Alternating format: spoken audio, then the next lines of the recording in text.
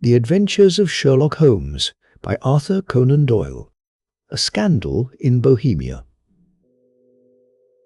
To Sherlock Holmes she is always the woman. I have seldom heard him mention her under any other name.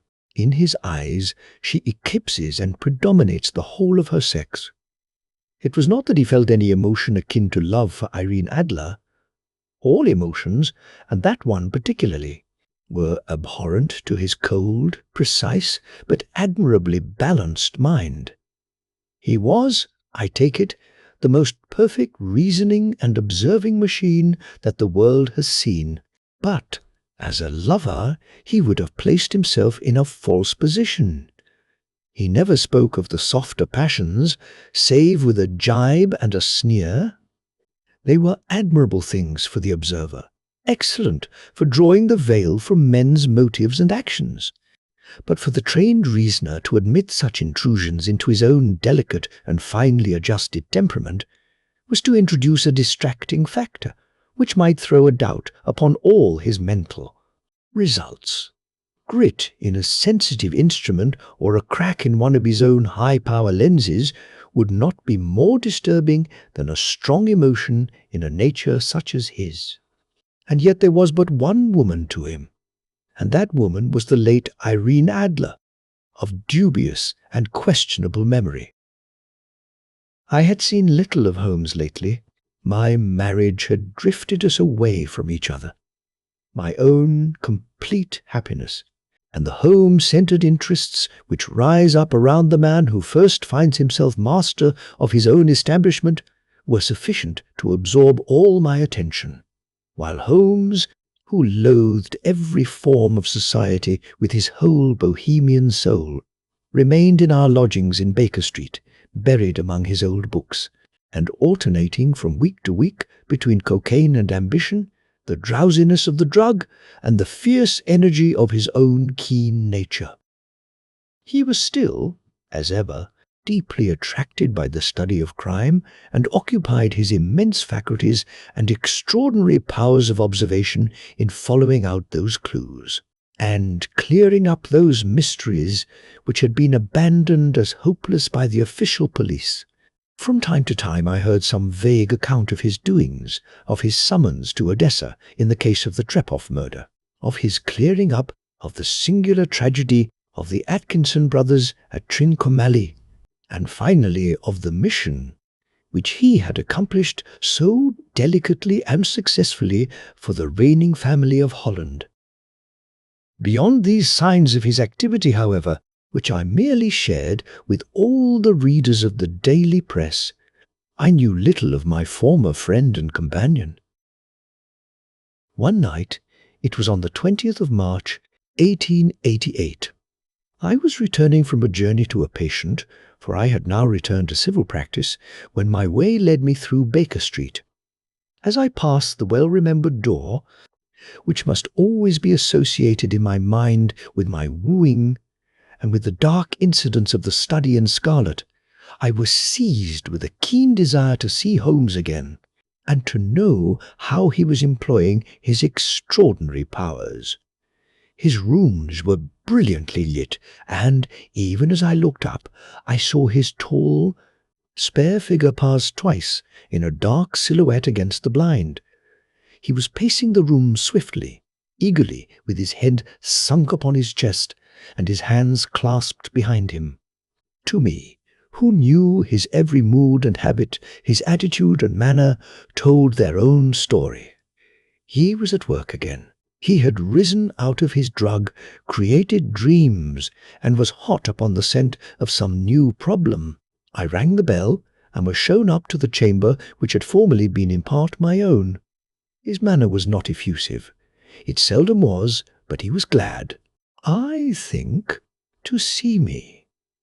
With hardly a word spoken, but with a kindly eye, he waved me to an armchair, threw across his case of cigars, and indicated a spirit case and a gasogene in the corner. Then he stood before the fire and looked me over in his singular introspective fashion. "Wedlock suits you," he remarked, I think, Watson, that you have put on 7.5 pounds since I saw you. 7, I answered. Indeed, I should have thought a little more. Just a trifle more, I fancy, Watson. And in practice again, I observe. You did not tell me that you intended to go into harness. Then, how do you know? I see it, I deduce it. How do I know that you have been getting yourself very wet lately, and that you have a most clumsy and careless servant girl? My dear Holmes, said I, this is too much. You would certainly have been burned had you lived a few centuries ago. It is true that I had a country walk on Thursday and came home in a dreadful mess. But as I have changed my clothes, I can't imagine how you deduce it. As to Mary Jane, she is incorrigible, and my wife has given her notice, but there again I fail to see how you work it out. He chuckled to himself and rubbed his long, nervous hands together. It is simplicity itself, said he. My eyes tell me that on the inside of your left shoe, just where the firelight strikes it, the leather is scored by 6 almost parallel cuts. Obviously, they have been caused by someone who has very carelessly scraped round the edges of the sole in order to remove crusted mud from it. Hence, you see, my double deduction that you had been out in vile weather, and that you had a particularly malignant boot-slitting specimen of the London slavey. As to your practice, if a gentleman walks into my room smelling of iodoform, with a black mark of nitrate of silver upon his right forefinger, and a bulge on the right side of his top hat to show where he has secreted his stethoscope, I must be dull indeed if I do not pronounce him to be an active member of the medical profession. I could not help laughing at the ease with which he explained his process of deduction. When I hear you give your reasons, I remarked, the thing always appears to me to be so ridiculously simple that I could easily do it myself. Though at each successive instance of your reasoning, I am baffled until you explain your process. And yet I believe that my eyes are as good as yours. Quite so, he answered, lighting a cigarette and throwing himself down into an armchair. You see, but you do not observe. The distinction is clear. For example, you have frequently seen the steps which lead up from the hall to this room. Frequently. How often? Well, some hundreds of times. Then how many are there? How many? I don't know. Quite so. You have not observed, and yet you have seen. That is just my point. Now, I know that there are 17 steps, because I have both seen and observed. By the way, since you are interested in these little problems, and since you are good enough to chronicle 1 or 2 of my trifling experiences, you may be interested in this. He threw over a sheet of thick, pink-tinted notepaper which had been lying open upon the table. It came by the last post, said he. Read it aloud. The note was undated and without either signature or address. They will call upon you tonight at 7:45, it said. A gentleman who desires to consult you upon a matter of the very deepest moment. Your recent services to one of the royal houses of Europe have shown that you are one who may safely be trusted with matters which are of an importance which can hardly be exaggerated. This account of you we have from all quarters received. Be in your chamber then at that hour, and do not take it amiss if your visitor wear a mask. This is indeed a mystery, I remarked. What do you imagine that it means? I have no data yet. It is a capital mistake to theorize before one has data. Insensibly, one begins to twist facts to suit theories, instead of theories to suit facts. But the note itself, what do you deduce from it? I carefully examined the writing and the paper upon which it was written. The man who wrote it was presumably well-to-do, I remarked, endeavoring to imitate my companion's processes. Such paper could not be bought under £0.50 a packet. It is peculiarly strong and stiff. Peculiar, that is the very word, said Holmes. It is not an English paper at all. Hold it up to the light. I did so, and saw a large E with a small g, AP, and a large G with a small t, woven into the texture of the paper. What do you make of that? Asked Holmes. The name of the maker, no doubt, or his monogram, rather. Not at all. The G's with the small stands for Gesellschaft, which is the German for company. It is a customary contraction like our Co. P, of course, stands for papier. Now for the egg. Let us glance at our Continental Gazetteer. He took down a heavy brown volume from his shelves. Iglo, Eglonitz, here we are, Eglia. It is in a German-speaking country, in Bohemia, not far from Carlsbad, remarkable as being the scene of the death of Wallenstein, and for its numerous glass factories and paper mills. Ha, ha, my boy, what do you make of that? His eyes sparkled, and he sent up a great blue triumphant cloud from his cigarette. The paper was made in Bohemia, I said. Precisely. And the man who wrote the note is a German. Do you note the peculiar construction of the sentence? This account of you we have from all quarters received. A Frenchman or Russian could not have written that. It is the German who is so uncourteous to his verbs. It only remains, therefore, to discover what is wanted by this German who writes upon Bohemian paper and prefers wearing a mask to showing his face. And here he comes, if I am not mistaken, to resolve all our doubts. As he spoke, there was the sharp sound of horses' hoofs and grating wheels against the curb, followed by a sharp pull at the bell. Holmes whistled. A pair, by the sound, said he. Yes, he continued, glancing out of the window, a nice little brougham and a pair of beauties. 150 guineas apiece. There's money in this case, Watson, if there is nothing else. I think that I had better go, Holmes. Not a bit, Doctor. Stay where you are. I am lost without my Boswell. And this promises to be interesting. It would be a pity to miss it. But your client? Never mind him. I may want your help, and so may he. Here he comes. Sit down in that armchair, Doctor, and give us your best attention. A slow and heavy step, which had been heard upon the stairs and in the passage, paused immediately outside the door. Then there was a loud and authoritative tap. Come in, said Holmes. A man entered who could hardly have been less than 6 feet, 6 inches in height, with the chest and limbs of a Hercules. His dress was rich, with a richness which would, in England, be looked upon as akin to bad taste.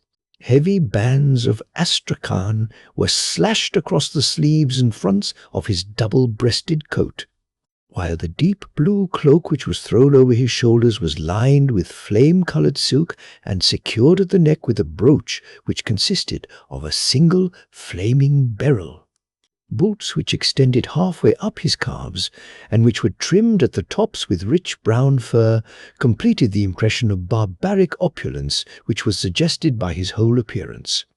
He carried a broad-brimmed hat in his hand, while he wore across the upper part of his face, extending down past the cheekbones, a black vizard mask, which he had apparently adjusted that very moment, for his hand was still raised to it as he entered. From the lower part of the face, he appeared to be a man of strong character, with a thick, hanging lip and a long, straight chin suggestive of resolution pushed to the length of obstinacy. "You had my note?" he asked, with a deep, harsh voice and a strongly marked German accent. "I told you that I would call." He looked from one to the other of us, as if uncertain which to address. "Pray take a seat," said Holmes. "This is my friend and colleague, Dr. Watson, who is occasionally good enough to help me in my cases. Whom have I the honour to address? You may address me as the Count von Cram, a Bohemian nobleman. I understand that this gentleman, your friend, is a man of honor and discretion, whom I may trust with a matter of the most extreme importance. If not, I should much prefer to communicate with you alone." I rose to go, but Holmes caught me by the wrist and pushed me back into my chair. "It is both, or none," said he. "You may say before this gentleman anything which you may say to me." The Count shrugged his broad shoulders. "Then I must begin," said he, "by binding you both to absolute secrecy for 2 years. At the end of that time, the matter will be of no importance. At present, it is not too much to say that it is of such weight it may have an influence upon European history." "I promise," said Holmes. "And I." "You will excuse this mask," continued our strange visitor.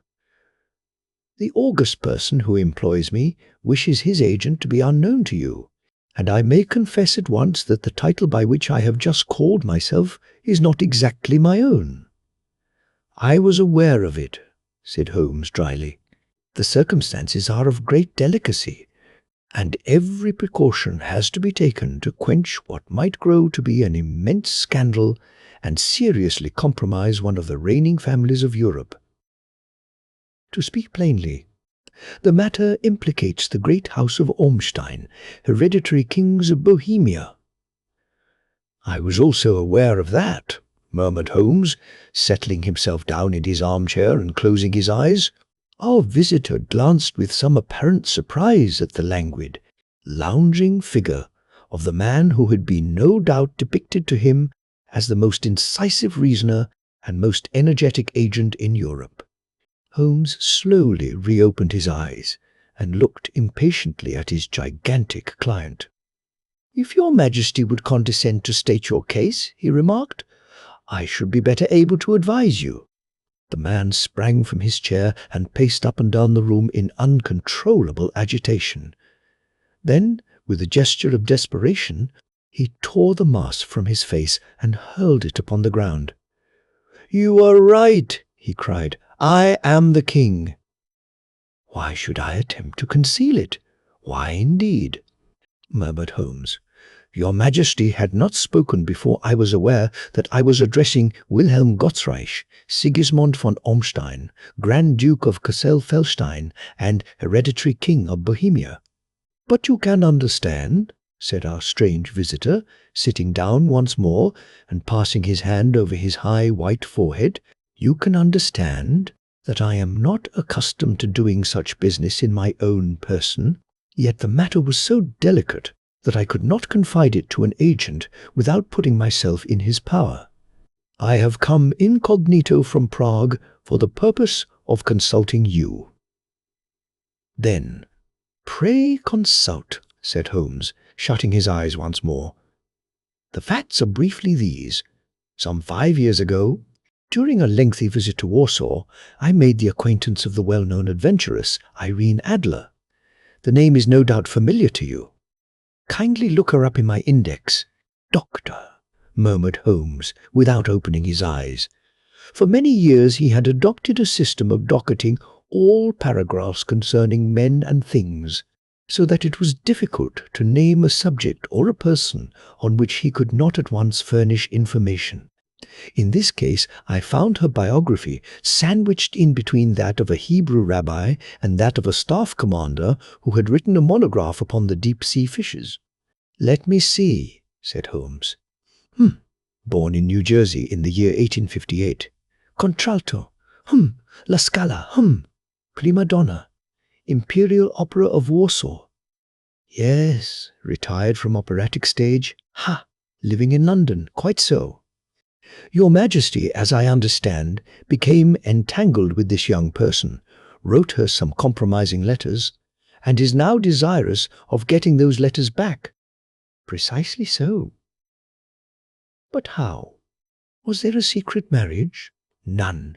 No legal papers or certificates? None. Then I fail to follow your Majesty. If this young person should produce her letters for blackmailing or other purposes, how is she to prove their authenticity? There is the writing. Pooh, pooh, forgery. My private notepaper? Stolen. My own seal. Imitated. My photograph. Bought. We were both in the photograph. Oh dear, that is very bad. Your Majesty has indeed committed an indiscretion. I was mad, insane. You have compromised yourself seriously. I was only Crown Prince then. I was young. I am but 30 now. It must be recovered.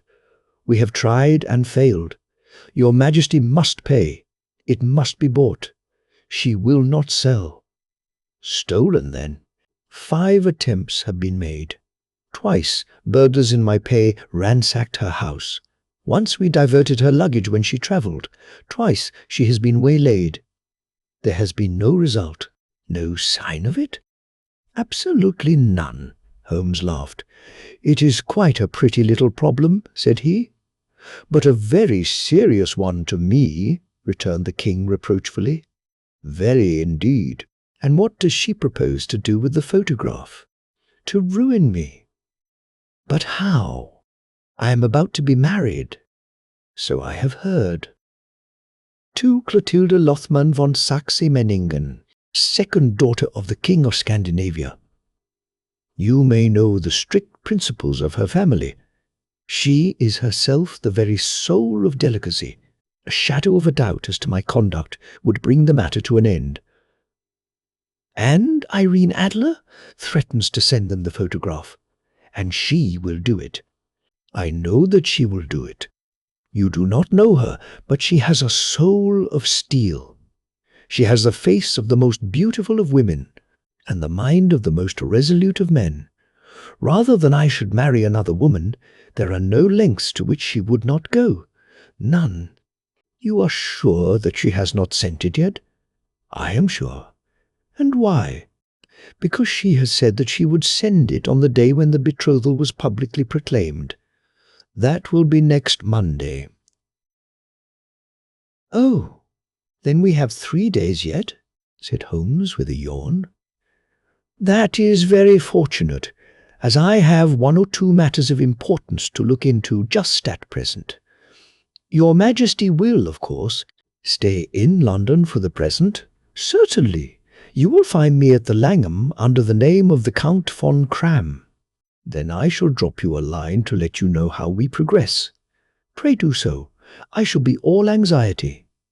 Then, as to money, you have carte blanche. Absolutely. I tell you that I would give one of the provinces of my kingdom to have that photograph. And for present expenses? The king took a heavy chamois leather bag from under his cloak and laid it on the table. There are £300 in gold and 700 in notes, he said. Holmes scribbled a receipt upon a sheet of his notebook and handed it to him. And mademoiselle's address, he asked, is Briony Lodge, Serpentine Avenue, St. John's Wood. Holmes took a note of it. One other question, said he. Was the photograph a cabinet? It was. Then, good night, Your Majesty, and I trust that we shall soon have some good news for you. And good night, Watson, he added, as the wheels of the royal brougham rolled down the street. If you will be good enough to call tomorrow afternoon at 3 o'clock, I should like to chat this little matter over with you. At 3 o'clock precisely, I was at Baker Street, but Holmes had not yet returned.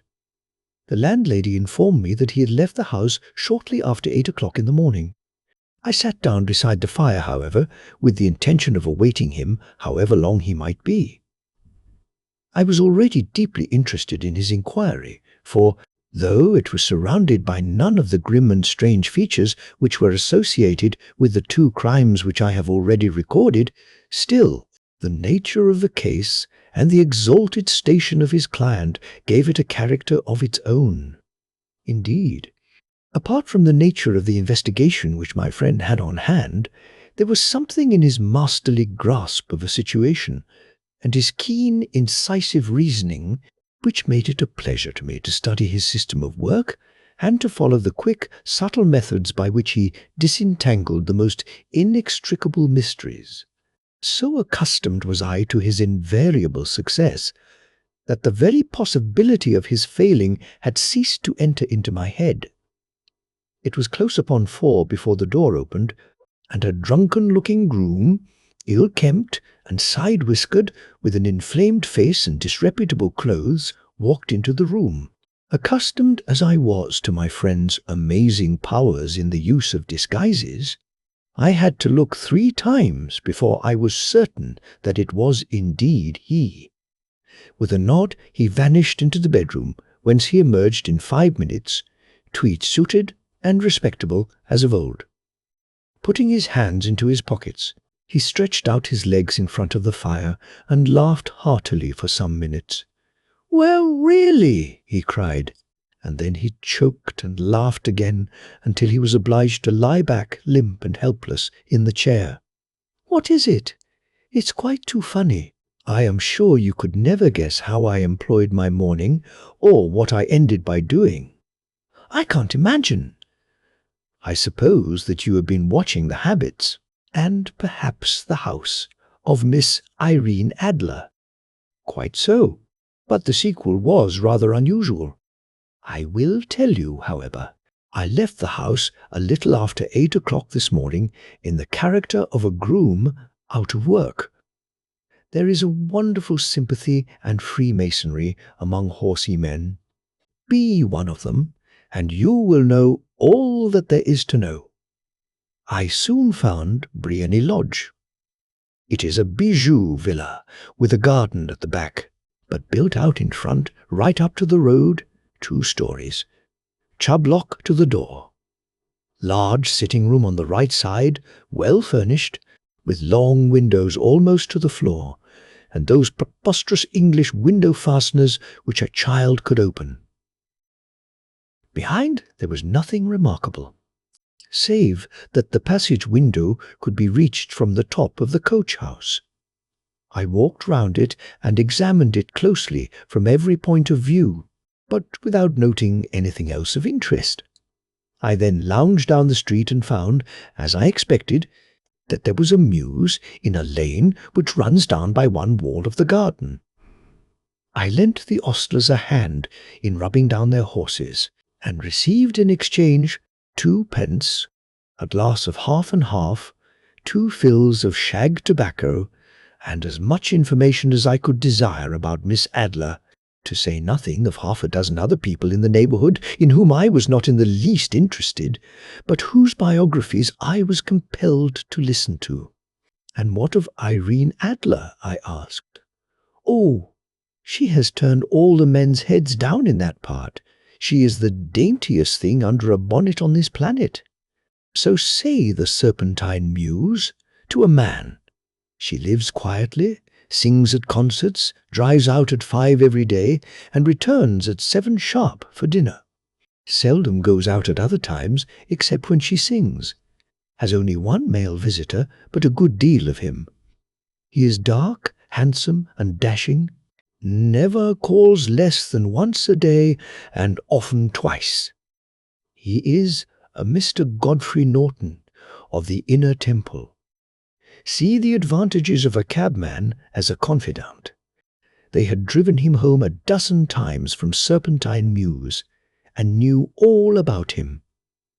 When I had listened to all they had to tell, I began to walk up and down near Briony Lodge once more, and to think over my plan of campaign. This Godfrey Norton was evidently an important factor in the matter. He was a lawyer. That sounded ominous. What was the relation between them, and what the object of his repeated visits? Was she his client, his friend, or his mistress? If the former, she had probably transferred the photograph to his keeping. If the latter, it was less likely. On the issue of this question depended whether I should continue my work at Briony Lodge or turn my attention to the gentleman's chambers in the Temple. It was a delicate point, and it widened the field of my inquiry. I fear that I bore you with these details, but I have to let you see my little difficulties. if you are to understand the situation." "I am following you closely," I answered. I was still balancing the matter in my mind when a hansom cab drove up to Briony Lodge, and a gentleman sprang out.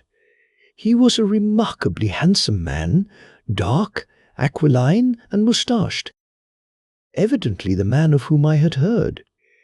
He appeared to be in a great hurry, shouted to the cabman to wait, and brushed past the maid, who opened the door with the air of a man who was thoroughly at home. He was in the house about half an hour, and I could catch glimpses of him in the windows of the sitting-room, pacing up and down, talking excitedly, and waving his arms. Of her I could see nothing. Presently he emerged, looking even more flurried than before. As he stepped up to the cab, he pulled a gold watch from his pocket and looked at it earnestly. "Drive like the devil," he shouted, "first to Gross and Hankey's in Regent Street, and then to the Church of St. Monica in the Edgware Road. Half a guinea if you do it in 20 minutes. Away they went, and I was just wondering whether I should not do well to follow them, when up the lane came a neat little landau, the coachman with his coat only half buttoned and his tie under his ear, while all the tags of his harness were sticking out of the buckles. It hadn't pulled up before she shot out of the hall door and into it. I only caught a glimpse of her at the moment, but she was a lovely woman, with a face that a man might die for. "The Church of St. Monica, John," she cried, "and half a sovereign if you reach it in 20 minutes. This was quite too good to lose, Watson. I was just balancing whether I should run for it, or whether I should perch behind her landau when a cab came through the street. The driver looked twice at such a shabby fare, but I jumped in before he could object. 'The Church of St. Monica,' said I, 'and half a sovereign if you reach it in 20 minutes. It was 25 minutes to 12, and of course it was clear enough what was in the wind. My cabby drove fast. I don't think I ever drove faster, but the others were there before us. The cab and the landau with their steaming horses were in front of the door when I arrived. I paid the man and hurried into the church. There was not a soul there, save the two whom I had followed, and a surpliced clergyman, who seemed to be expostulating with them. They were all three standing in a knot in front of the altar. I lounged up the side aisle like any other idler who has dropped into a church. Suddenly, to my surprise, the three at the altar faced round to me, and Godfrey Norton came running as hard as he could towards me. "Thank God," he cried. "You'll do. Come, come." "What then?" I asked. "Come, man, come, only 3 minutes, or it won't be legal." I was half dragged up to the altar, and before I knew where I was, I found myself mumbling responses which were whispered in my ear, and vouching for things of which I knew nothing, and generally assisting in the secure tying up of Irene Adler, spinster, to Godfrey Norton, bachelor. It was all done in an instant, and there was the gentleman thanking me on the one side and the lady on the other, while the clergyman beamed on me in front. It was the most preposterous position in which I ever found myself in my life, and it was the thought of it that started me laughing just now. It seems that there had been some informality about their license, that the clergyman absolutely refused to marry them without a witness of some sort, and that my lucky appearance saved the bridegroom from having to sally out into the streets in search of a best man. The bride gave me a sovereign, and I mean to wear it on my watch chain in memory of the occasion. "This is a very unexpected turn of affairs," said I, "and what then?" "Well, I found my plans very seriously menaced. It looked as if the pair might take an immediate departure, and so necessitate very prompt and energetic measures on my part. At the church door, however, they separated, he driving back to the temple, and she to her own house. "I shall drive out in the park at 5 as usual," she said as she left him. I heard no more. They drove away in different directions, and I went off to make my own arrangements. "Which are?" "Some cold beef and a glass of beer," he answered, ringing the bell. "I have been too busy to think of food, and I am likely to be busier still this evening. By the way, Doctor, I shall want your cooperation." "I shall be delighted.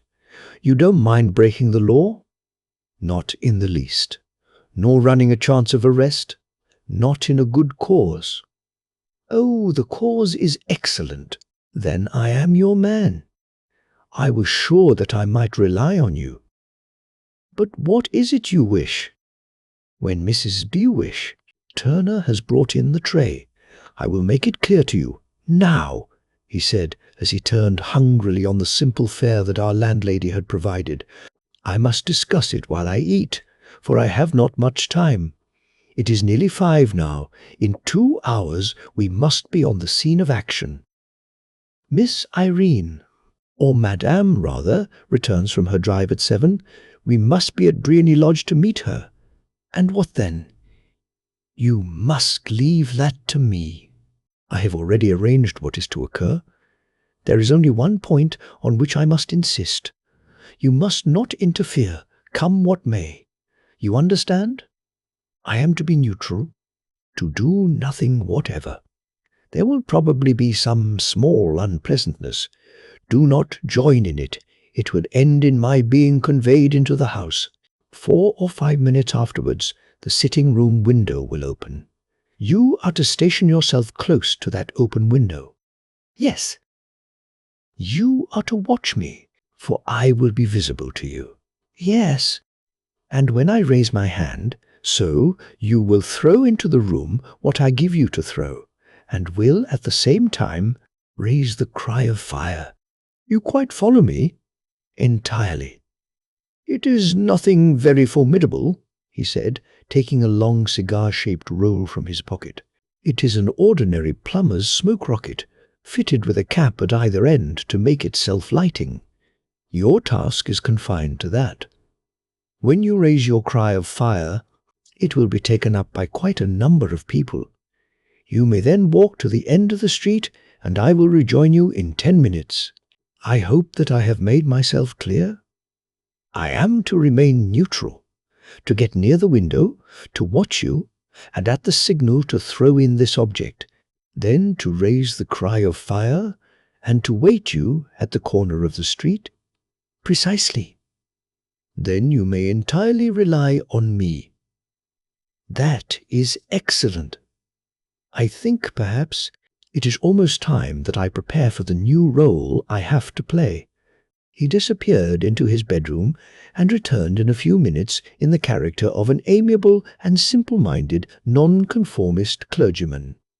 His broad black hat, his baggy trousers, his white tie, his sympathetic smile, and general look of peering and benevolent curiosity were such as Mr. John Hare alone could have equalled. It was not merely that Holmes changed his costume. His expression, his manner, his very soul seemed to vary with every fresh part that he assumed. The stage lost a fine actor, even as science lost an acute reasoner, when he became a specialist in crime. It was 6:15 when we left Baker Street, and it still wanted 10 minutes to the hour when we found ourselves in Serpentine Avenue. It was already dusk, and the lamps were just being lighted as we paced up and down in front of Briony Lodge, waiting for the coming of its occupant. The house was just such as I had pictured it from Sherlock Holmes's succinct description, but the locality appeared to be less private than I expected. On the contrary, for a small street in a quiet neighbourhood, it was remarkably animated. There was a group of shabbily dressed men smoking and laughing in a corner, a scissors grinder with his wheel, 2 guardsmen who were flirting with a nurse girl, and several well-dressed young men who were lounging up and down with cigars in their mouths. "You see," remarked Holmes, as we paced to and fro in front of the house, "this marriage rather simplifies matters. The photograph becomes a double-edged weapon now. The chances are that she would be as averse to its being seen by Mr. Godfrey Norton as our client is to its coming to the eyes of his princess. Now the question is, where are we to find the photograph? Where, indeed? It is most unlikely that she carries it about with her. It is cabinet size, too large for easy concealment about a woman's dress. She knows that the king is capable of having her waylaid and searched. 2 attempts of the sort have already been made. We may take it, then, that she does not carry it about with her. Where, then? Her banker or her lawyer? There is that double possibility, but I am inclined to think neither. Women are naturally secretive, and they like to do their own secreting. Why should she hand it over to anyone else? She could trust her own guardianship, but she could not tell what indirect or political influence might be brought to bear upon a businessman. Besides, remember that she had resolved to use it within a few days. It must be where she can lay her hands upon it. It must be in her own house. But it has twice been burgled. Sure, they did not know how to look. But how will you look? I will not look. What then? I will get her to show me. But she will refuse.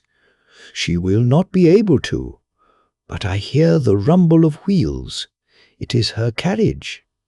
Now carry out my orders to the letter. As he spoke, the gleam of the sidelights of a carriage came round the curve of the avenue.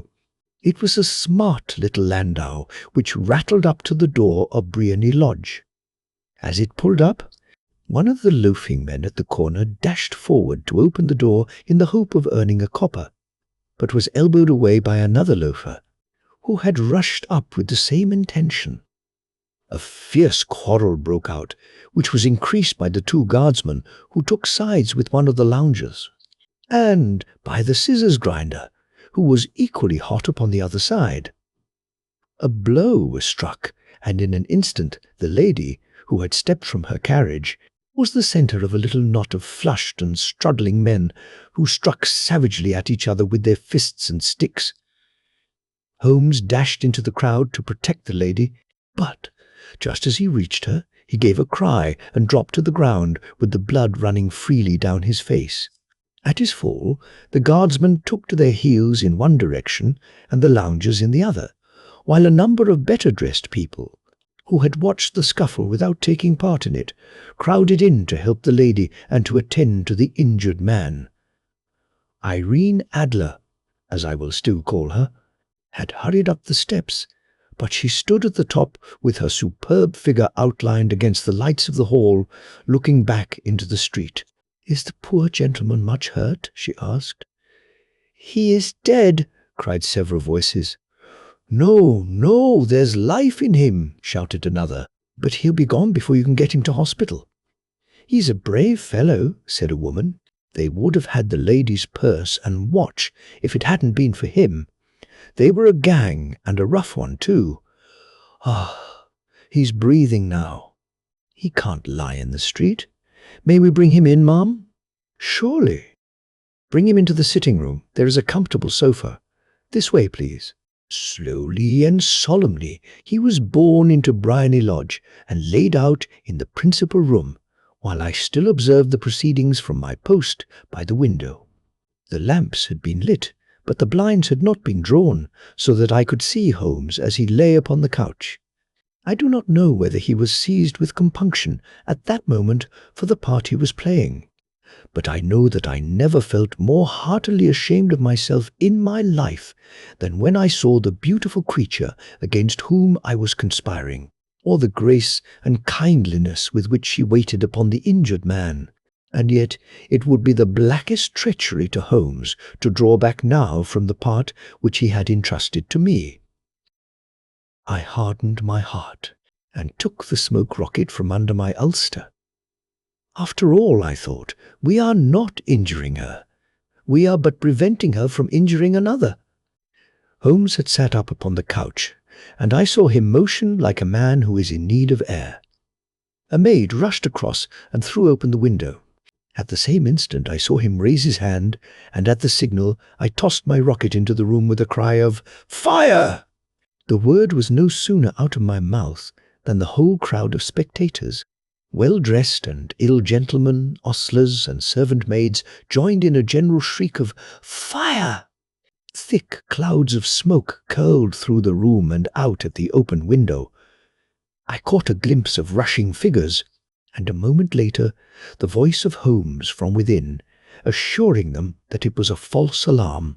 Slipping through the shouting crowd, I made my way to the corner of the street, and in 10 minutes was rejoiced to find my friend's arm in mine, and to get away from the scene of uproar. He walked swiftly and in silence for some few minutes until we had turned down one of the quiet streets which lead towards the Edgware Road. "You did it very nicely, Doctor," he remarked. "Nothing could have been better. It is all right." "You have the photograph? I know where it is. And how did you find out?" "She showed me, as I told you she would. I am still in the dark." "I do not wish to make a mystery," said he, laughing. "The matter was perfectly simple. You, of course, saw that everyone in the street was an accomplice. They were all engaged for the evening. I guessed as much. Then, when the row broke out, I had a little moist red paint in the palm of my hand. I rushed forward, fell down, clapped my hand to my face, and became a piteous spectacle. It is an old trick. That also I could fathom. Then they carried me in. She was bound to have me in. What else could she do? And into her sitting room, which was the very room which I suspected. It lay between that and her bedroom, and I was determined to see which. They laid me on a couch. I motioned for air. They were compelled to open the window, and you had your chance. How did that help you? It was all important. When a woman thinks that her house is on fire, her instinct is at once to rush to the thing which she values most. It is a perfectly overpowering impulse, and I have more than once taken advantage of it. In the case of the Darlington substitution scandal, it was of use to me, and also in the Arnsworth Castle business. A married woman grabs at her baby, an unmarried one reaches for her jewel box. Now it was clear to me that Our Lady of today had nothing in the house more precious to her than what we are in quest of. She would rush to secure it. The alarm of fire was admirably done. The smoke and shouting were enough to shake nerves of steel. She responded beautifully. The photograph is in a recess behind a sliding panel just above the right bell pull. She was there in an instant, and I caught a glimpse of it as she half drew it out. When I cried out that it was a false alarm, she replaced it, glanced at the rocket, rushed from the room, and I have not seen her since. I rose and, making my excuses, escaped from the house. I hesitated whether to attempt to secure the photograph at once, but the coachman had come in, and as he was watching me narrowly, it seemed safer to wait. A little over-precipitance may ruin all. "And now?" I asked.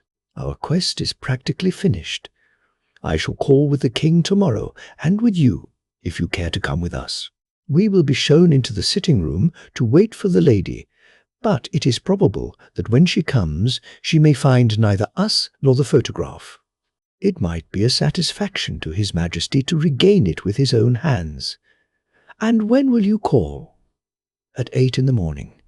She will not be up, so that we shall have a clear field. Besides, we must be prompt, for this marriage may mean a complete change in her life and habits. I must wire to the king without delay." We had reached Baker Street and had stopped at the door. He was searching his pockets for the key when someone passing said, "Good night, Mr. Sherlock Holmes." There were several people on the pavement at the time, but the greeting appeared to come from a slim youth in an ulster who had hurried by. "I've heard that voice before," said Holmes, staring down the dimly lit street. "Now, I wonder who the deuce that could have been." I slept at Baker Street that night, and we were engaged upon our toast and coffee in the morning when the King of Bohemia rushed into the room. "You have really got it," he cried, grasping Sherlock Holmes by either shoulder and looking eagerly into his face. "Not yet. But you have hopes? I have hopes. Then come. I am all impatience to be gone. We must have a cab. No, my brougham is waiting. Then that will simplify matters." We descended and started off once more for Briony Lodge. "Irene Adler is married," remarked Holmes. "Married? When?" "Yesterday." "But to whom?" "To an English lawyer named Norton. But she could not love him." "I am in hopes that she does." "And why in hopes?"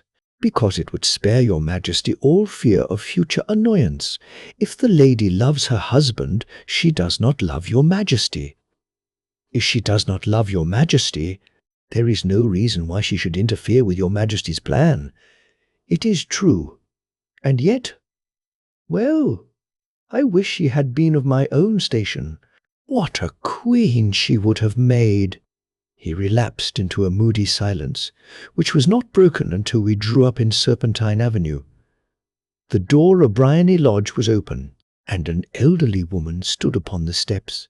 She watched us with a sardonic eye as we stepped from the brougham. "Mr. Sherlock Holmes, I believe," said she. "I am Mr. Holmes," answered my companion, looking at her with a questioning and rather startled gaze. "Indeed, my mistress told me that you were likely to call. She left this morning with her husband by the 5015 train from Charing Cross for the Continent." "What?" Sherlock Holmes staggered back, white with chagrin and surprise. "Do you mean that she has left England?" "Never to return." "And the papers?" asked the king hoarsely. "All is lost. We shall see." He pushed past the servant and rushed into the drawing-room, followed by the king and myself. The furniture was scattered about in every direction, with dismantled shelves and open drawers, as if the lady had hurriedly ransacked them before her flight. Holmes rushed at the bell-pull, tore back a small sliding shutter and, plunging in his hand, pulled out a photograph and a letter. The photograph was of Irene Adler herself in evening dress. The letter was superscribed to Sherlock Holmes, Esq., to be left till called for. My friend tore it open, and we all three read it together. It was dated at midnight of the preceding night and ran in this way. "My dear Ma, Sherlock Holmes, you really did it very well. You took me in completely. Until after the alarm of fire, I had not a suspicion. But then, when I found how I had betrayed myself, I began to think. I had been warned against you months ago. I had been told that if the king employed an agent, it would certainly be you. And your address had been given me. Yet, with all this, you made me reveal what you wanted to know. Even after I became suspicious, I found it hard to think evil of such a dear, kind old clergyman. But, you know, I have been trained as an actress myself. Male costume is nothing new to me. I often take advantage of the freedom which it gives. I sent John, the coachman, to watch you, ran upstairs, got into my walking clothes, as I call them, and came down just as you departed. Well, I followed you to your door, and so made sure that I was really an object of interest to the celebrated Mr. Sherlock Holmes. Then I, rather imprudently, wished you good night, and started for the temple to see my husband. We both thought the best resource was flight, when pursued by so formidable an antagonist. So you will find the nest empty when you call tomorrow. As to the photograph, your client may rest in peace. I love and am loved by a better man than he. The king may do what he will without hindrance from one whom he has cruelly wronged. I keep it only to safeguard myself, and to preserve a weapon which will always secure me from any steps which he might take in the future. I leave a photograph which he might care to possess, And I remain, dear Mr. Sherlock Holmes, very truly yours, Iron Norton, née Adler. What a woman! Oh, what a woman! Cried the King of Bohemia, when we had all three read this epistle. Did I not tell you how quick and resolute she was? Would she not have made an admirable queen?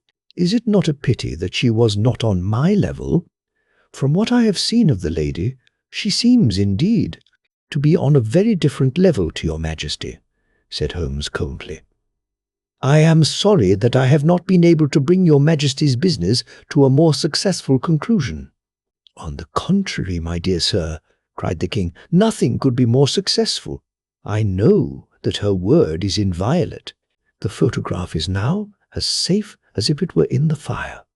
I am glad to hear your Majesty say so. I am immensely indebted to you. Pray tell me in what way I can reward you. This ring. He slipped an emerald snake ring from his finger and held it out upon the palm of his hand. Your Majesty has something which I should value even more highly, said Holmes. You have but to name it.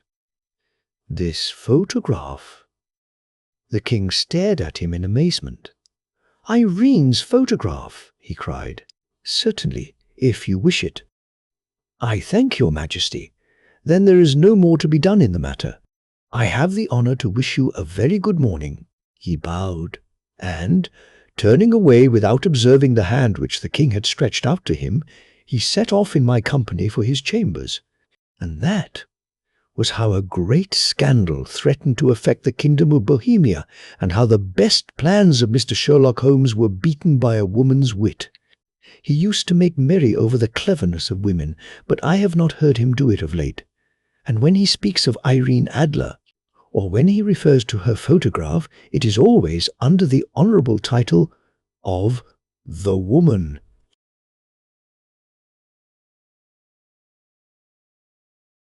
The Red-Headed League. I had called upon my friend, Mr. Sherlock Holmes, one day in the autumn of last year, and found him in deep conversation with a very stout, florid-faced, elderly gentleman with fiery red hair. With an apology for my intrusion, I was about to withdraw when Holmes pulled me abruptly into the room and closed the door behind me. You could not possibly have come at a better time, my dear Watson, he said cordially. I was afraid that you were engaged. So I am. Very much so. Then I can wait in the next room. Not at all. This gentleman, Mr. Wilson, has been my partner and helper in many of my most successful cases, and I have no doubt that he will be of the utmost use to me in yours also. The stout gentleman half rose from his chair and gave a bob of greeting with a quick little questioning glance from his small, fat, encircled eyes. Try the settee, said Holmes, relapsing into his armchair and putting his fingertips together, as was his custom when in judicial moods. I know, my dear Watson, that you share my love of all that is bizarre, and outside the conventions and humdrum routine of everyday life.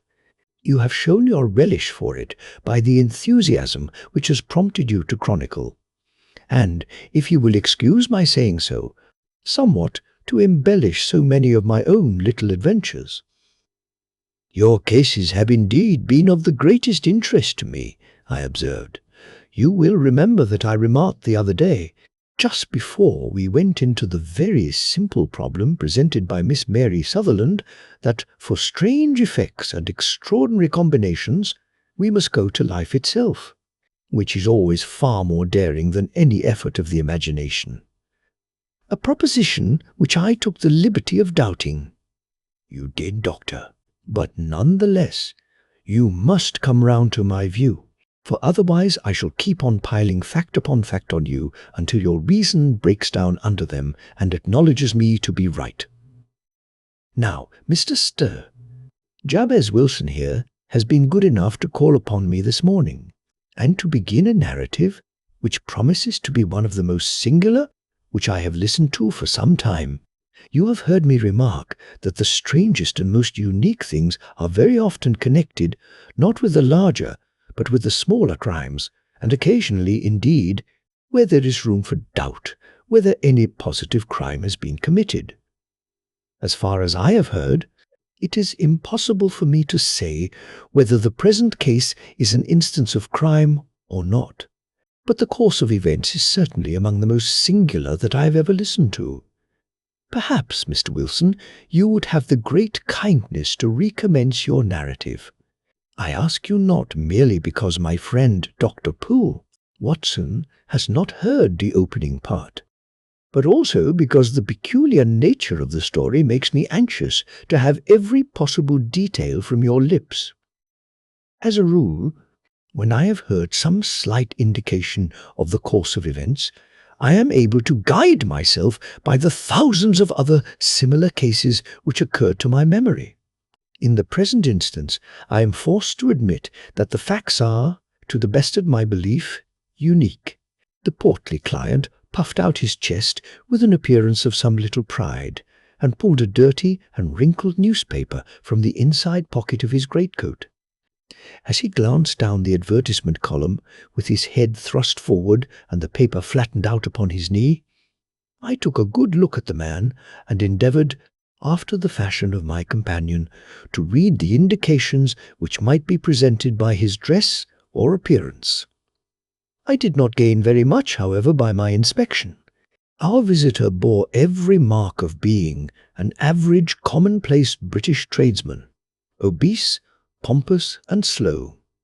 He wore rather baggy grey shepherd's check trousers, a not over-clean black frock coat, unbuttoned in the front, and a drab waistcoat with a heavy brassy Albert chain and a square pierced bit of metal dangling down as an ornament, a frayed top hat, and a faded brown overcoat with a wrinkled velvet collar lay upon a chair beside him.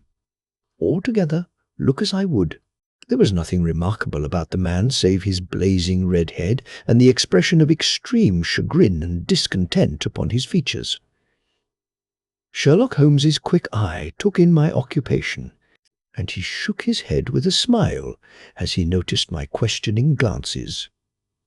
Beyond the obvious facts that he has at some time done manual labour, that he takes snuff, that he is a Freemason, that he has been in China, and that he has done a considerable amount of writing lately, I can deduce nothing else. Mr. Pardieu? Jabez Wilson started up in his chair, with his forefinger upon the paper, but his eyes upon my companion. How, in the name of good fortune, did you know all that, Mr. Holmes? He asked. How did you know, for example, that I did manual labour? It's as true as gospel, for I began as a ship's carpenter. Your hands, my dear sir. Your right hand is quite a size larger than your left. You have worked with it, and the muscles are more developed. Well, the snuff, then, and the Freemasonry? I won't insult your intelligence by telling you how I read that, especially as, rather against the strict rules of your order, you use an arc and compass breastpin. Ah, of course. I forgot that. But the writing? What else can be indicated by that right cuff, so very shiny for 5 inches, and the left one with the smooth patch near the elbow where you rest it upon the desk? Well, but China. The fish that you have tattooed immediately above your right wrist could only have been done in China. I have made a small study of tattoo marks and have even contributed to the literature of the subject. That trick of staining the fish's scales of a delicate pink is quite peculiar to China. When, in addition, I see a Chinese coin hanging from your watch chain, the matter becomes even more simple. Mr. Jabez Wilson laughed heavily. Well, I never, said he. I thought at first that you had done something clever, but I see that there was nothing in it after all. I begin to think, Watson, said Holmes, that I make a mistake in explaining. Omne ignotum, pol magnifico, you know, and my poor little reputation, such as it is, will suffer shipwreck if I am so candid. Can you not find the advertisement, Mr. Wilson? Yes, I have got it now. he answered, with his thick red finger planted halfway down the column. "Here it is. This is what began it all. You just read it for yourself, sir." I took the paper from him and read as follows. "To the Red-Headed League, on account of the bequest of the late Ezekiah Hopkins of Lebanon, Pennsylvania, USA. There is now another vacancy open which entitles a member of the League to a salary of £4 a week for purely nominal services. All red-headed men who are sound in body and mind and above the age of 21 years are eligible. Apply in person on Monday at 11 o'clock to Duncan Ross at the offices of the League, 7 Pope's Court, Fleet Street." "What on earth does this mean?" I ejaculated after I had twice read over the extraordinary announcement.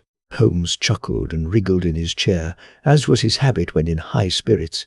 "It is a little off the beaten track, isn't it?" said he. "And now, Mr. Wilson, off you go at scratch and tell us all about yourself, your household, and the effect which this advertisement had upon your fortunes. You will first make a note, Doctor, of the paper and the date." "It is the Morning Chronicle of April 27th, 1890, just 2 months ago." "Very good. Now, Mr. Wilson." "Well, it is just as I have been telling you, Mr. Sherlock Holmes," said Jabez Wilson, mopping his forehead. "I have a small pawnbroker's business at Coburg Square, near the city. It's not a very large affair, and of late years it has not done more than just give me a living. I used to be able to keep 2 assistants, but now I only keep 1, and I would have a job to pay him, but that he is willing to come for half wages so as to learn the business." "What is the name of this obliging youth?" asked Sherlock Holmes. "His name is Vincent Spaulding, and he's not such a youth either. It's hard to say his age. I should not wish a smarter assistant, Mr. Holmes, and I know very well that he could better himself and earn twice what I am able to give him. But after all, if he is satisfied, why should I put ideas in his head? Why, indeed, you seem most fortunate in having an employee who comes under the full market price. It is not a common experience among employers in this age. I don't know that your assistant is not as remarkable as your advertisement."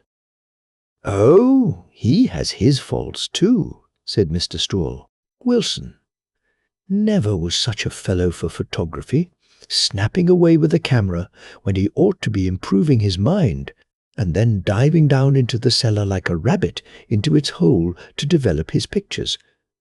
That is his main fault, but on the whole he's a good worker. There's no vice in him. He is still with you, I presume?" "Yes, sir."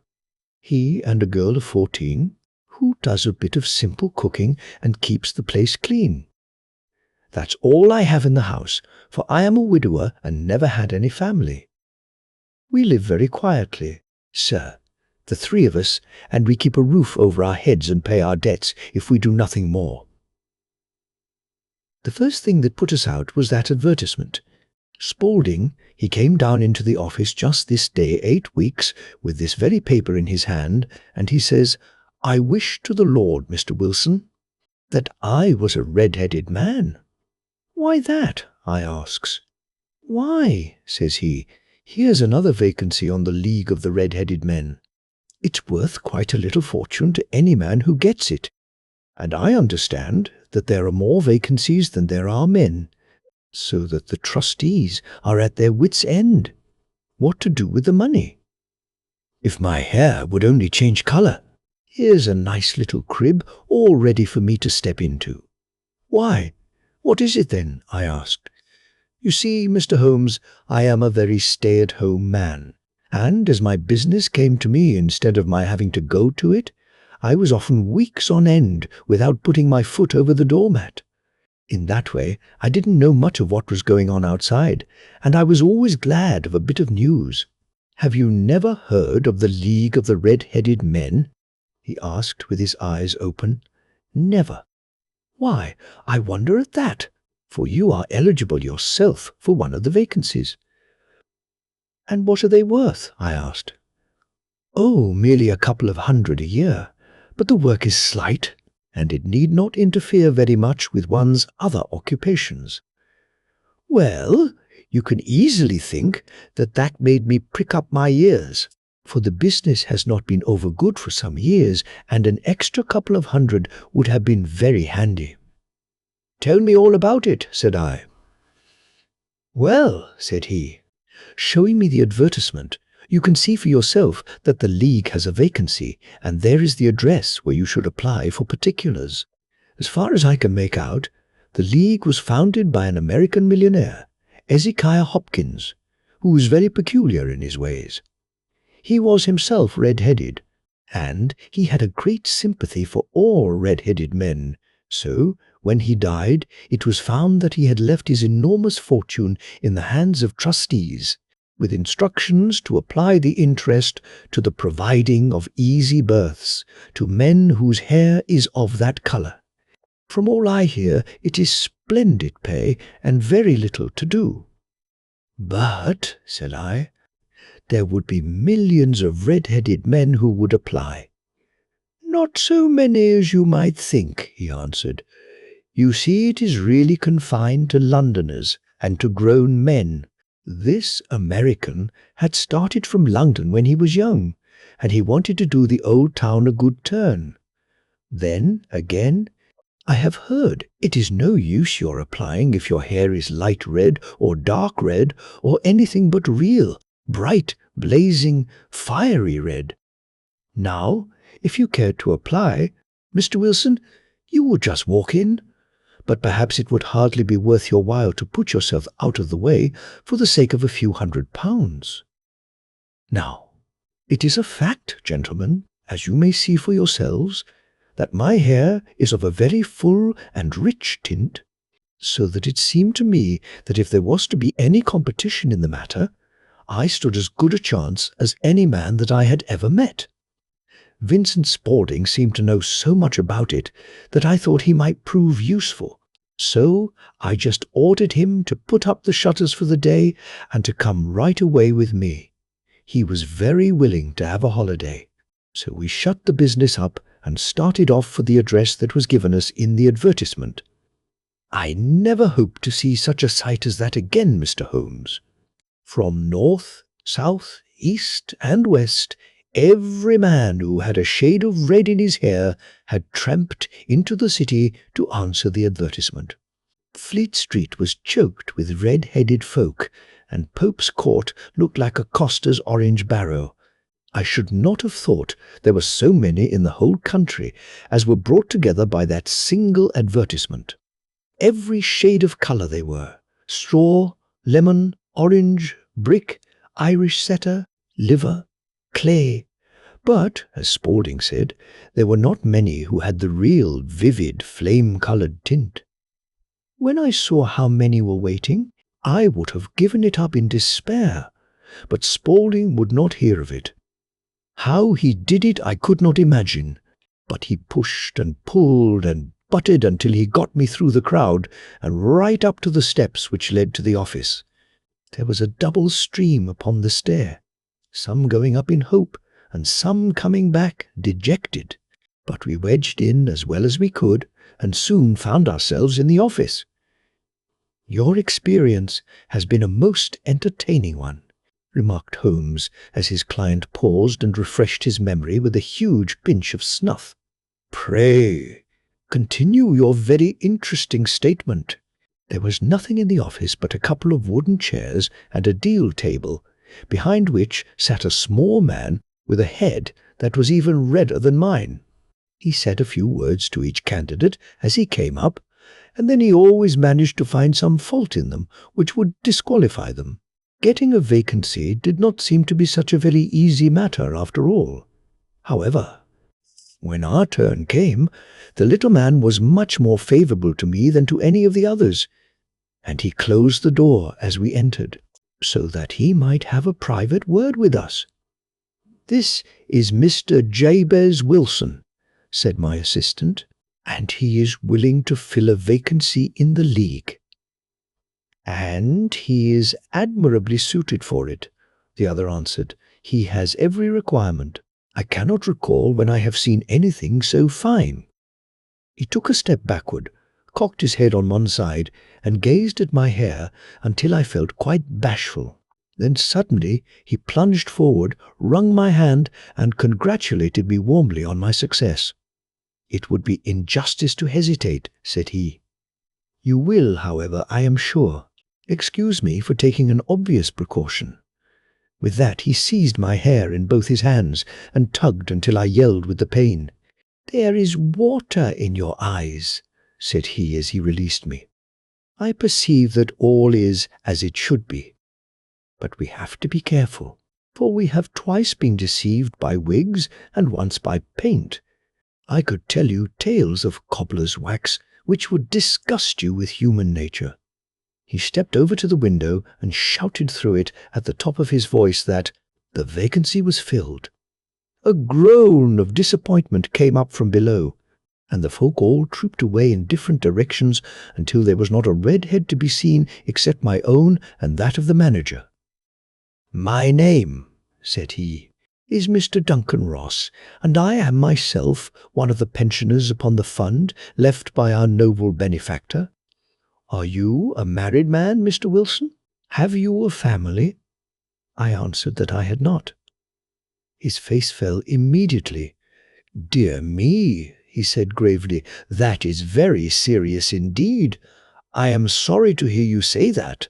The fund was, of course, for the propagation and spread of the redheads as well as for their maintenance. "It is exceedingly unfortunate that you should be a bachelor." My face lengthened at this, Mr. Holmes, for I thought that I was not to have the vacancy after all. But after thinking it over for a few minutes, he said that it would be all right. "In the case of another," said he, "the objection might be fatal. But we must stretch a point in favor of a man with such a head of hair as yours. When shall you be able to enter upon your new duties?"